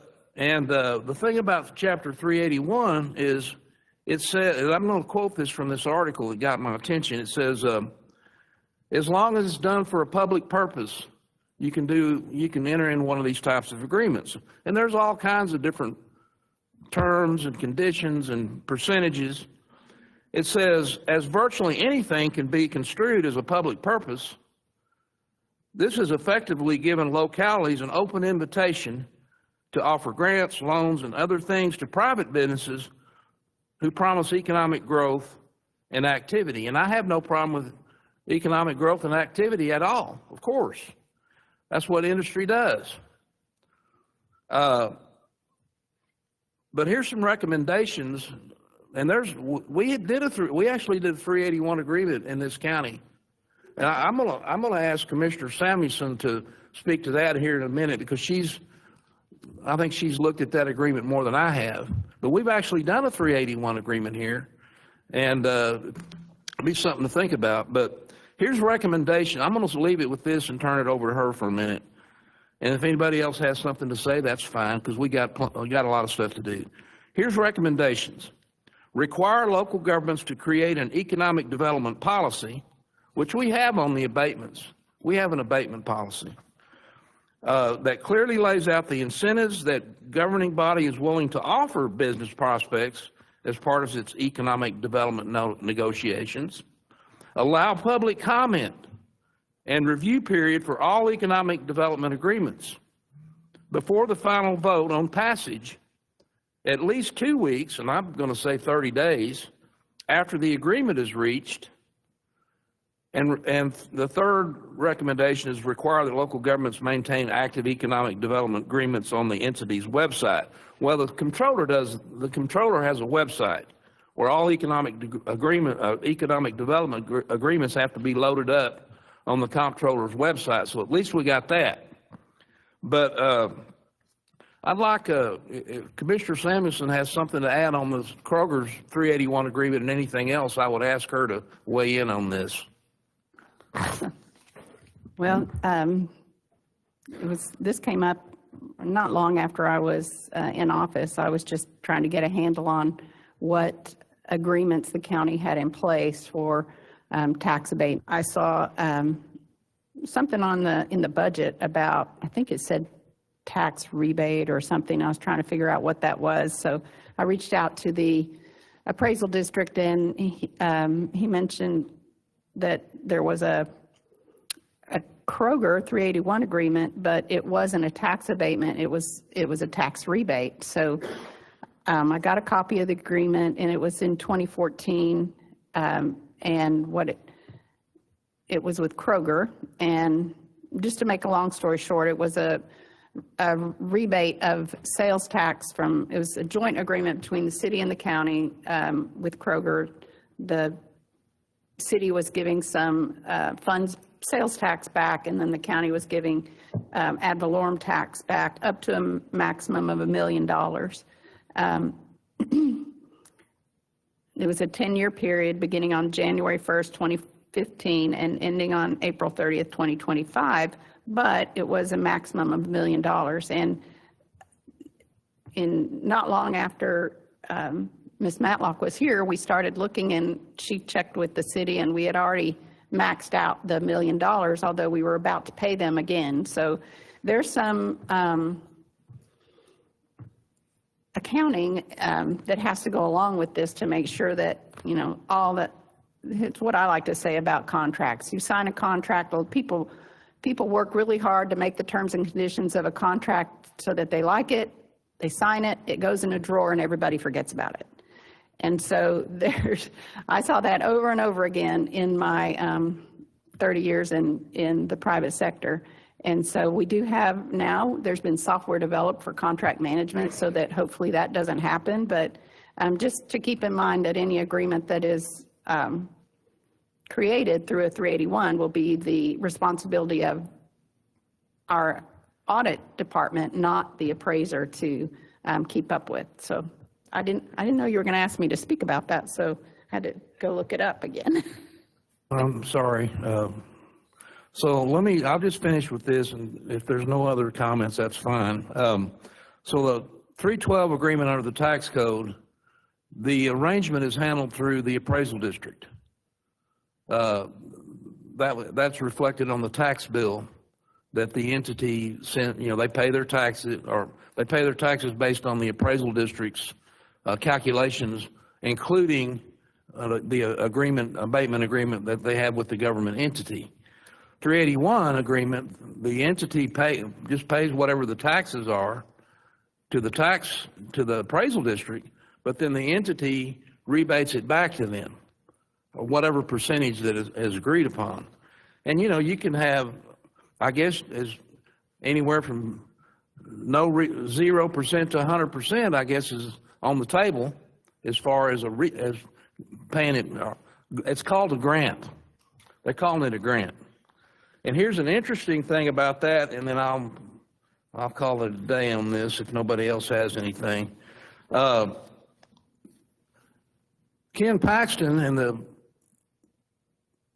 right now in the Attorney General's office sees a difference between the two vehicles. 312 has a lot of more transparency requirements, reporting requirements, narrower parameters, and 381 doesn't have as many, but it's not an abatement. It's paid. The end result's exactly the same.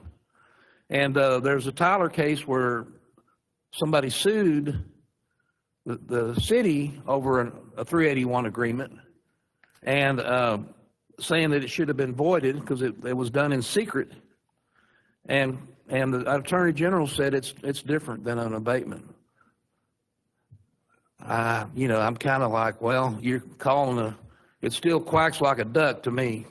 So anyway, I just wanted to get this on the table to start a discussion about these agreements, because more and more of them are being floated to taxing entities in the state of Texas. That's all I got.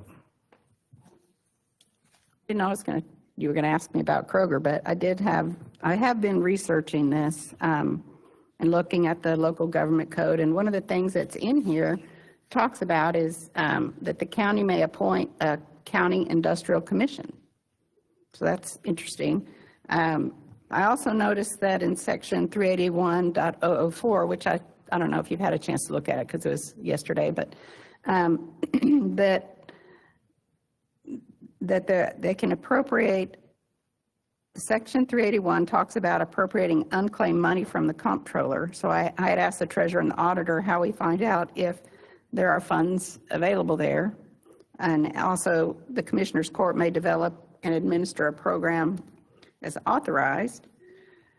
I've done some research on the comptroller site. Anyone, you can go and look at it, and you can download the spreadsheet and search. There's many 381 agreements out there, and what I saw was that Hays County had a lot. They had 24 agreements, 7 in the last few years. I guess 24 might not seem like a lot, but more than most of the other counties. And then Comal County had 9 and 5 in the last few years. So I reached out to Hays County to ask them, you know, how they go about it. What do they have a commission? So I haven't heard back from them yet, but I don't think we need to reinvent the wheel. There's counties out there that do this, and we can learn from them about what pitfalls might be out there, what are some things that they've learned over the years on what language makes sense to put in there, what terms, how long. I just think that there's some good information that we can glean from other counties if we were to decide to do something like this. So that's all I have to say. You know, and that actually ties in 16 and 17. I'm not real sure where one starts and one ends here. This is a very complex issue, and I know that I've sought plenty of guidance dealing with this stuff, and we came up to a point where we wanted to put something in. Okay, but I'm going to throw it out there. We have to have some protection from the noise. We have this Bitcoin thing going on. We need to make sure that we don't end up with that situation again. How do we frame that language? You know, we've sat and looked this over, and I've worked with the county attorney's office, and I feel that we need some guidance, and that's probably more to item number 17 here, with perhaps help writing a policy and looking at some of the verbiage and stuff. So with that, I think I'm done on this particular item, and like I said, I think this bleeds over into 17. So. Well, the only thing I want to add on this one is, maybe this is my overall point. I think we need a full briefing on 312, legal briefing with research, a full briefing on 381 with sites and examples. And if I have to do that myself, I will. I've done quite a bit on it, but I haven't put together a briefing on it. But this takes a little time. And Commissioner Samuelson's correct. There's other entities, other counties, other jurisdictions out here that have jumped into these deals. And I think doing some sort of polling of some of these other entities would be a good idea. I mean, she said she reached out to Hayes County. I guess the idea here is we need to be cautious, and we need to be thorough, and we need to make sure we know what we're doing up here before we start voting on something that could arguably go 20, 30, or 40 years out in the future. So that's what I got.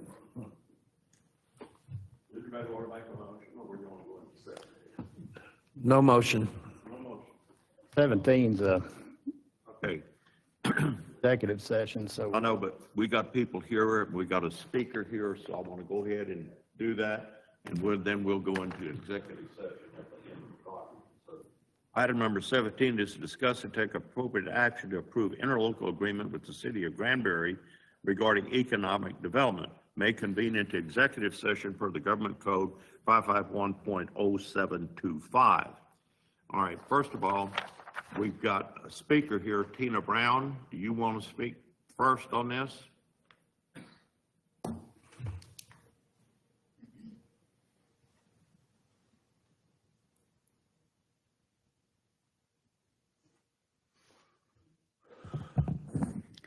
Good morning. So I actually clicked on the link and pulled this agreement up, and I'm wondering what we will get for $100,000 a year. More fast food restaurants, car washes, nail salons. I mean, how many businesses open in Hood County every year? And how many of them went through the Economic Development Department? I mean, whether or not it's worth spending $100,000 a year. Plus, how is this going to work with the other cities in Hood County, Lipan and Tolar? How will they be included? How will they benefit? If the Hood County joins with the city but doesn't include the other cities, how is that going to work? Those are just some of the thoughts I had. Yeah, let me address that. This is a starting point. We have to have something to get the five of us together to get in here and talk about something. I don't know as though it was necessarily. I don't have any intention of making a motion to sign this agreement today. This is for us to get in and discuss it, because we can't sit in a room outside of a public meeting to get in and hammer some of these details out. So that's what the intention was here, is to get this to where we can talk about it. Where did the $100,000 amount come from? That is, well, the city of Granbury has an economic development department, and that is, I think it's about a quarter of their budget over there for that economic development department. Okay. So. Just don't know if it's worth it. The more fast food restaurants. Thank you. Yeah, no, it won't be for fast food restaurants, I guarantee that. So. Well, we do have Michael Ross here and Shay Hopkins here from the city. Do either one of you want to say anything regarding this? Either one? Okay, well, what we're going to do is that, has been indicated, we're going to go into executive session. At the end of this, we do have another deal that y'all involved in here, but so we're going to be going into executive session at the end of the Commissioners Court here. So this brings us to item number 18. Consider and take appropriate action to approve the Hood County Title VI plan and any compliance requirements. Jack Yes. Wilson. Okay, the Title VI, compliance plan has been put together by Melissa and others, and this is it. It's right here. It'll be posted once, we approve it. It'll be posted on the website and everybody can read it. This is what we have to do as part of our interaction with Texas Department of Transportation to receive the funds that we're receiving from them. Go ahead. That's correct. We do have posting requirements that we will move forward with after today. In addition, a Title VI video will go out to all department heads. Employees are required to review that video. Elected officials, department heads, and employees are required to review that video. I will ask for a signature document from each department stating where each employee did view that video. It's about 28 minutes long, but that will be going out, I'd say, hopefully within the next week.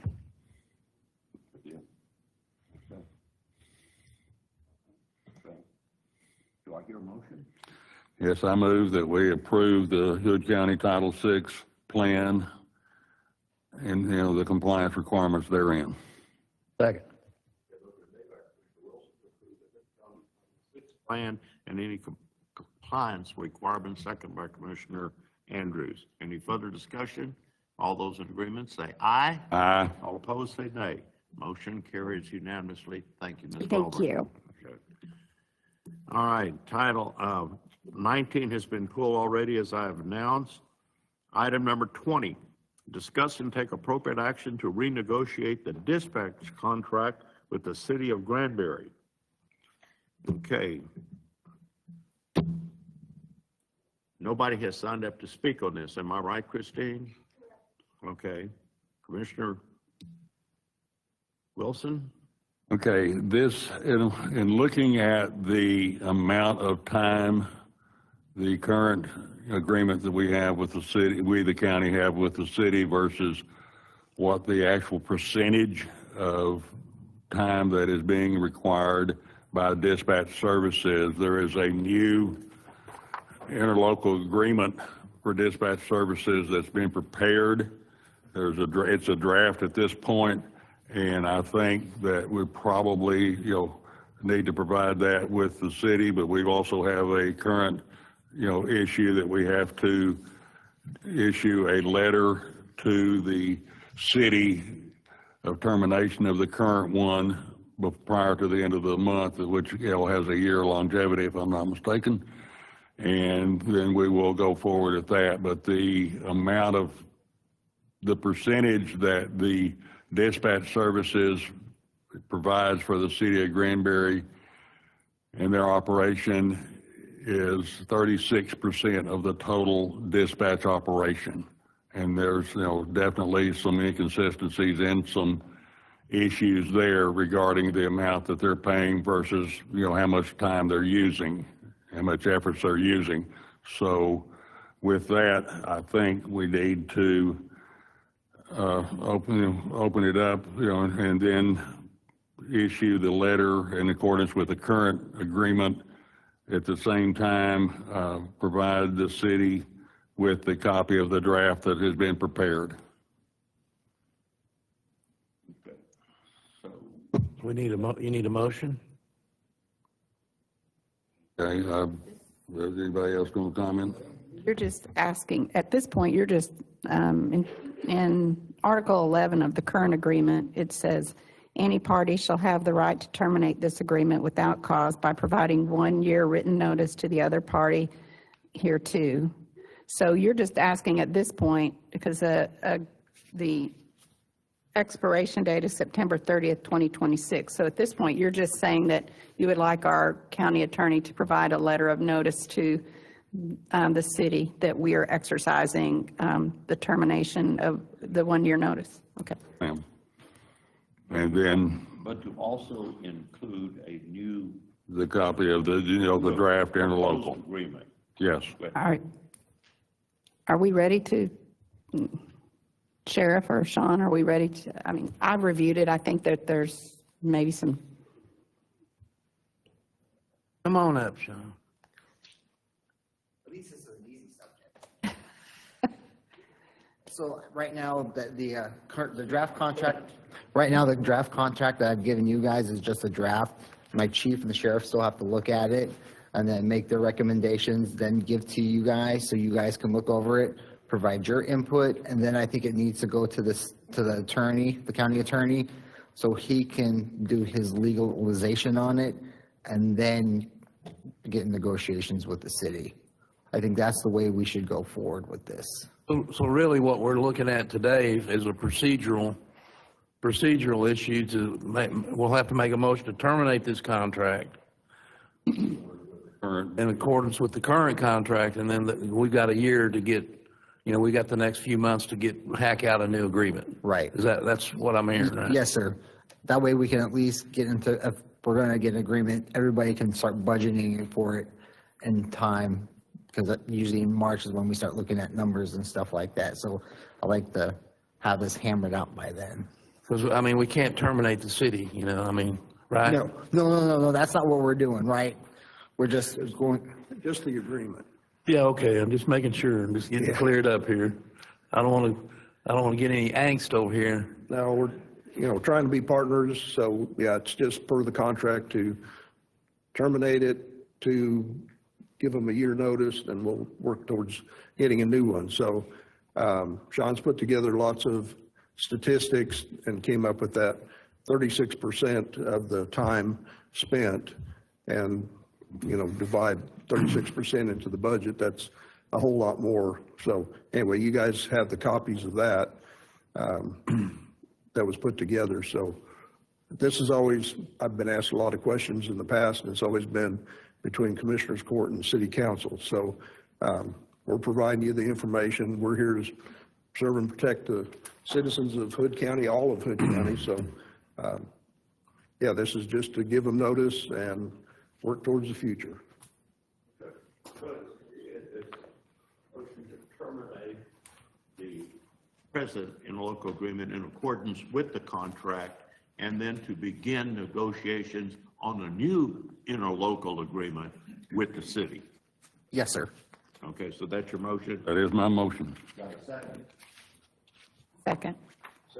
All right, that's the motion made by Commissioner Wilson, second by Commissioner Samuelson. You got that, Christine? Okay. I have Ms. Sprayberry here that's from our county attorney office that's taking furious notes on, on the. But she's been at it. She's been at it. All right, all those in favor, say aye. Aye. All those opposed, say nay. Motion carries unanimously, and with that, I'm declaring a 10-minute break. Okay? Yeah, Viva be back.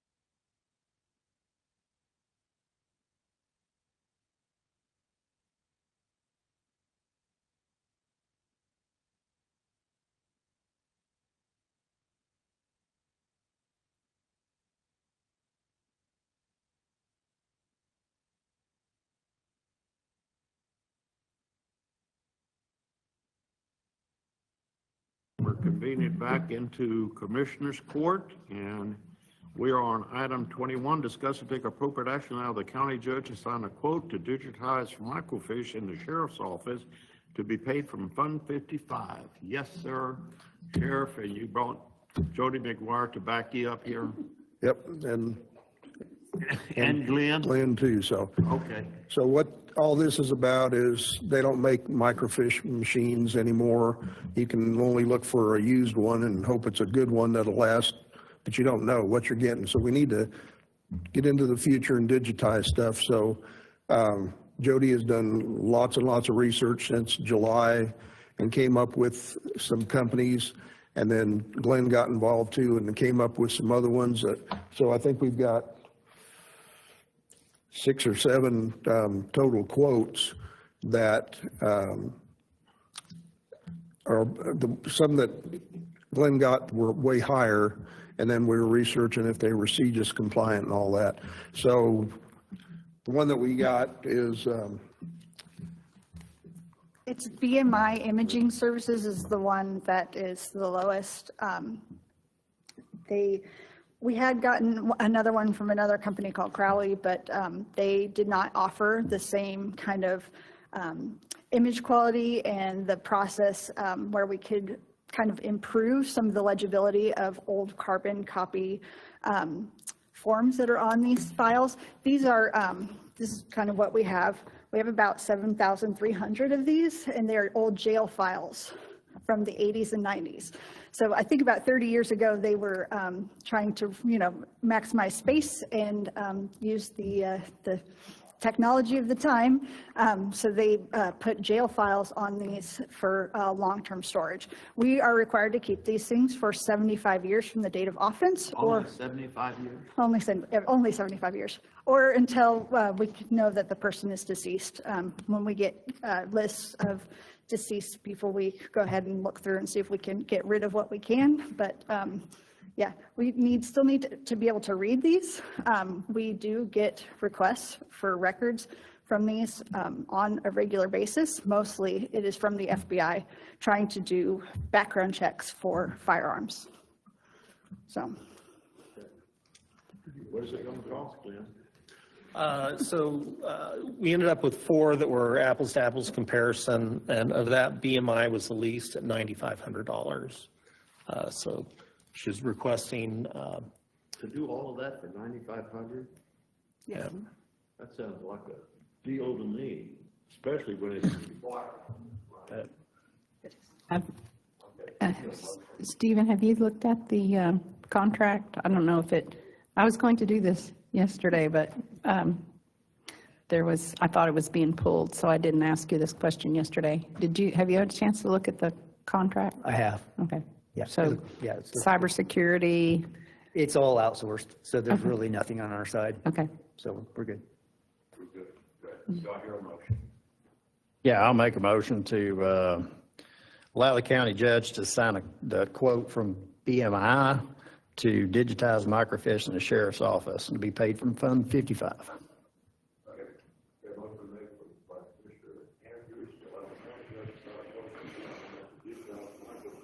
Sheriff's Office to be paid from Fund 55, not to exceed 9,500, is that it? Right. Second by Commissioner Wilson. Any further discussion? All those in favor say aye. Aye. All opposed, say nay. Motion carries unanimously. Thank you. Keep us we want to stay out of the FBI sites, that's for sure. Okay. Item number 22, consider and take appropriate action to authorize the county judge to sign the Nonstop Health Group Agreement for 2025-2026 fiscal year. Miss Melissa Wellborn. I'm gonna Hello. see you this time. I was busy writing last time. Not a problem. Actually, the court approved this last court under consent. And then when the county judge received a new digital document, it had actually changed. The one they sent me the first time was for a PPO plan, and then it was changed to a POS plan. So I inquired, what's the difference? And I was told that this is Aetna's words, that it is This is the PPO type network for a fully insured for Aetna. So I did some Googling. It says it's a cross in between a PPO plan and an HMO. So then my next question was, doesn't a patient employee have to seek a referral to see a specialist? And their response was no, unless that specialist just requires a referral. So I'm being told by Aetna that this is really their PPO plan, but I wanted to bring it back and address it under miscellaneous and get approval again to sign it, since it actually did change from a PPO to a POS plan. Point of service?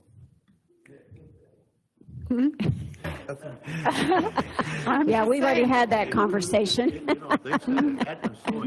That's fine.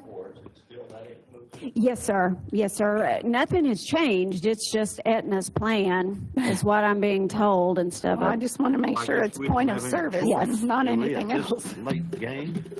It Yep. expires on September the 30th. It does, yes. Our current health ends. Yeah, I'll make a motion to authorize the county judge to sign the nonstop health group agreement for 25-26 fiscal year. A motion been made by Commissioner Andrews to authorize the county judge to sign the nonstop health group agreement for 2025-26 fiscal year, second by Commissioner Wilson. Any further discussion? All those in favor say aye. Aye. All those opposed say nay. Motion carries unanimously. Thank you. Okay, well, this is 23. So here again. Yes. Should take appropriate action to authorize the county judge to sign the Aetna rate sheet, page 3. Do y'all know how many things y'all have authorized for me to sign today? You'll be here for a minute. This is, Yes, ma'am. yes, Yes. Aetna feels very strongly about asking you to sign this rate plan down at the bottom on page 3. This is the amount that we send to Aetna, and then the remainder of the premium, of course, goes towards funding the nonstop health.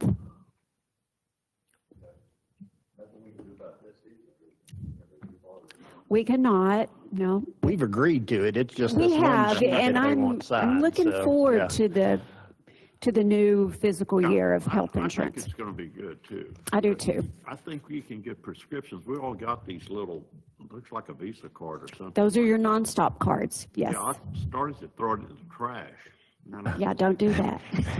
Went to my home ranch deal, and I Yeah. thought I'd bring it to Beth, and I said, "This is junk?" She said, "Not at all. You better save Yeah. this." Do I hear a motion? I'll make a motion to authorize county judge to sign the Aetna rate sheet on page 3. Okay, motion made by Commissioner Andrews to authorize the county judge to sign the Aetna rate sheet on page 3, second by Second. Commissioner Evil. Further discussion. All those in favor say aye. Aye. All opposed say no. Motion carries unanimously. Thank you. Ms. Wellman, you've done a great job. This brings us now to the consent agenda. Does any commissioner wish to pull anything or question anything on the consent agenda? If not, do I hear a motion? Move that we approve the consent agenda as stated. Second. Okay, motion made by Commissioner Wilson, approve the consent agenda as stated, second by Commissioner Wilson. Any further discussion? All those in favor say aye. Aye. All opposed say no. Motion carries unanimously. Now we're down to business to be discussed, no road ops, Mr. Tuggle. So now we're in development. Mr. Clinhead set a public hearing for the replat of the old WD Ranch. What date do you have in mind? November 11th, 2025. November what? 11th. November the 11th. Okay, do I hear a motion? Yeah, I'll make a motion to set a public hearing for the replat of Old WD Ranch, Section A, Phase 2, lots 6R-B, 6R-C, and 7R-A.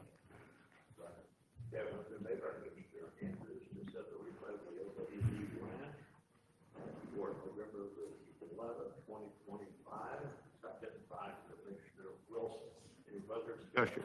All those in favor say aye. Aye. All opposed say nay. Zero.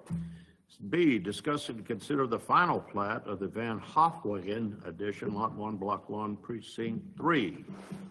Yes, sir. What do you got? This plat is the plating of a 4.697 acres tract that is part of the LE Road Survey Abstract number 761 in Hood County. The property is located in the Road Corridor District in Precinct 3 and will be served by private well and on-site sewage facilities. There are no streets proposed to be constructed with this final plat. The final plat will be dedicating 0.101 of an acre of right-of-way, and the lot will access the existing county-maintained Massey Road. All comments have been addressed. Staff recommends approval as presented. I move that we approve the final plat of Van Hoeken Addition, Lot 1, Block 1. Second.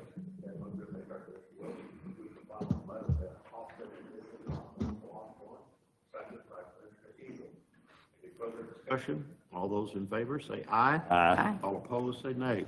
Motion carries unanimously 5-0. At this time at 11:20, we are convening into a public hearing to discuss and consider the replat of Whippoorwill Bay, Section 1, Lots 9R and 11R, Block 2. This replat is being done to combine Lot 9, Block 2, and a portion of Lot 10, Block 2, and to combine Lot 11 and the remaining portion of Lot 10, Block 2. This will be creating two lots, Lot 9R, which is 0.337 of an acre, and Lot 11R, which is 0.161 of an acre. This replat lies in the Road Corridor District in Precinct 4 and was served by Aqua Texas Water and on-site sewage facilities. Okay. Is there any comment from anybody here in the public? Anybody wish to say anything for or against? No. So at this time at 11:21, we're convening back into Commissioners Court. And I hear a motion. Are you recommending approval? Staff recommends approval. Okay, so I'll make a motion to approve the replat of Whippoorwill Bay, section, is that 1 or L? L. Section L, lots 9R and 11R, Block 2. Second. Yeah, motion made by Commissioner Eagle to approve the replat of Whippoorwill Bay, Section 1, Lots 9R and 11R, Block 2, second by Commissioner Wilson. All those in favor say aye. Aye. All opposed say nay. Motion carries unanimously 5-0. At this time at 9:23, we are convening back into a public hearing.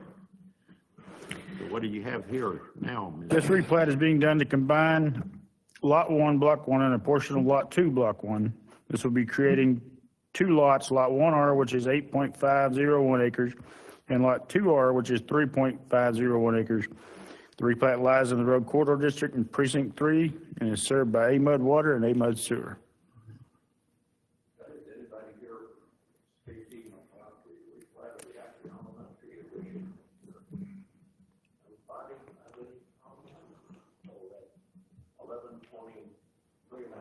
We're convening back into Commissioners Court at this time. So are you recommending? All comments have been addressed and staff recommends approval as presented. Okay, do I hear a motion? Yes, I move that we approve the replat of Acton Elementary Edition, Lot 1R and 2R. Second.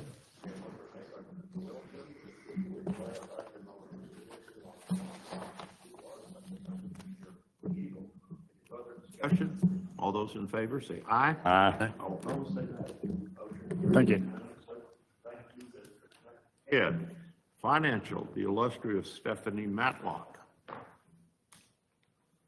The pen is mightier than the sword here in Hood County with your pen. I know that. What do you got? Okay.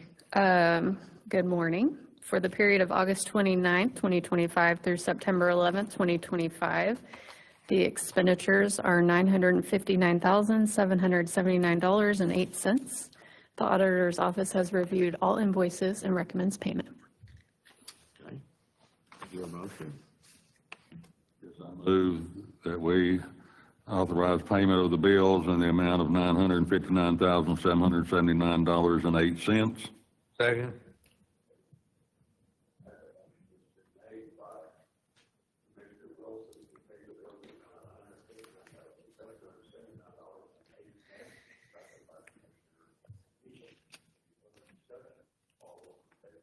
Aye. Aye. All opposed, say nay.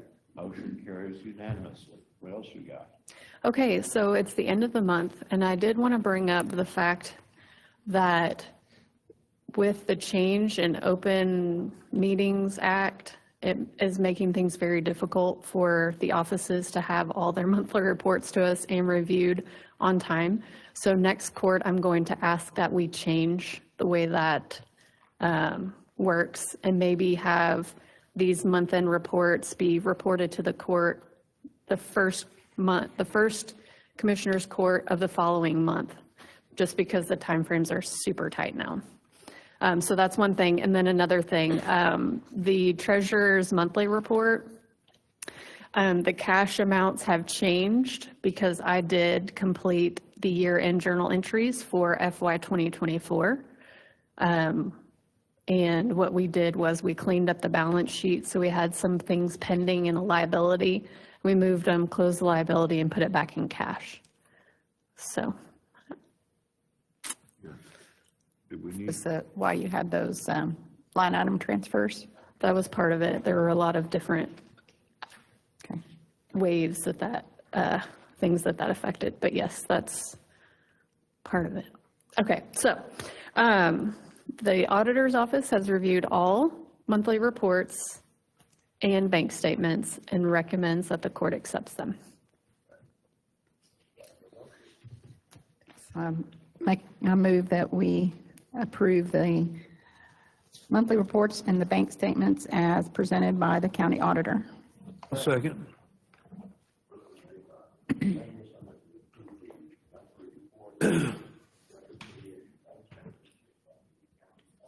Second by Commissioner Eagle. Any further comment or discussion?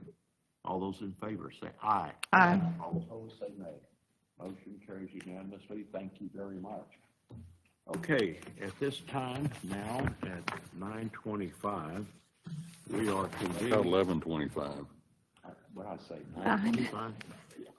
Well, Judge, there's reading through that code, there was an additional step that we needed to take here, and Matt Mills has sent a letter explaining that our power to negotiate would be infringed by having this discussion out in open court, thereby allowing us to go into executive session. But we also have to have a unanimous vote of the Commissioners Court. 5510725. It specifies that. So yes, I make that motion. Okay, you get that motion, Christine? Okay, do we second that motion by anybody? Second. Second, motion made by Commissioner Andrews, that the letter that has been prepared by the county attorney has already been set and approved. Well, he submitted the letter. That was a step one. Step two was we have to agree unanimously to go into executive session. Second by Commissioner Johnson. Any further discussion? All those in favor say aye. Aye. Aye. All those opposed say nay. Motion carries unanimously. Now we can go into, we're going to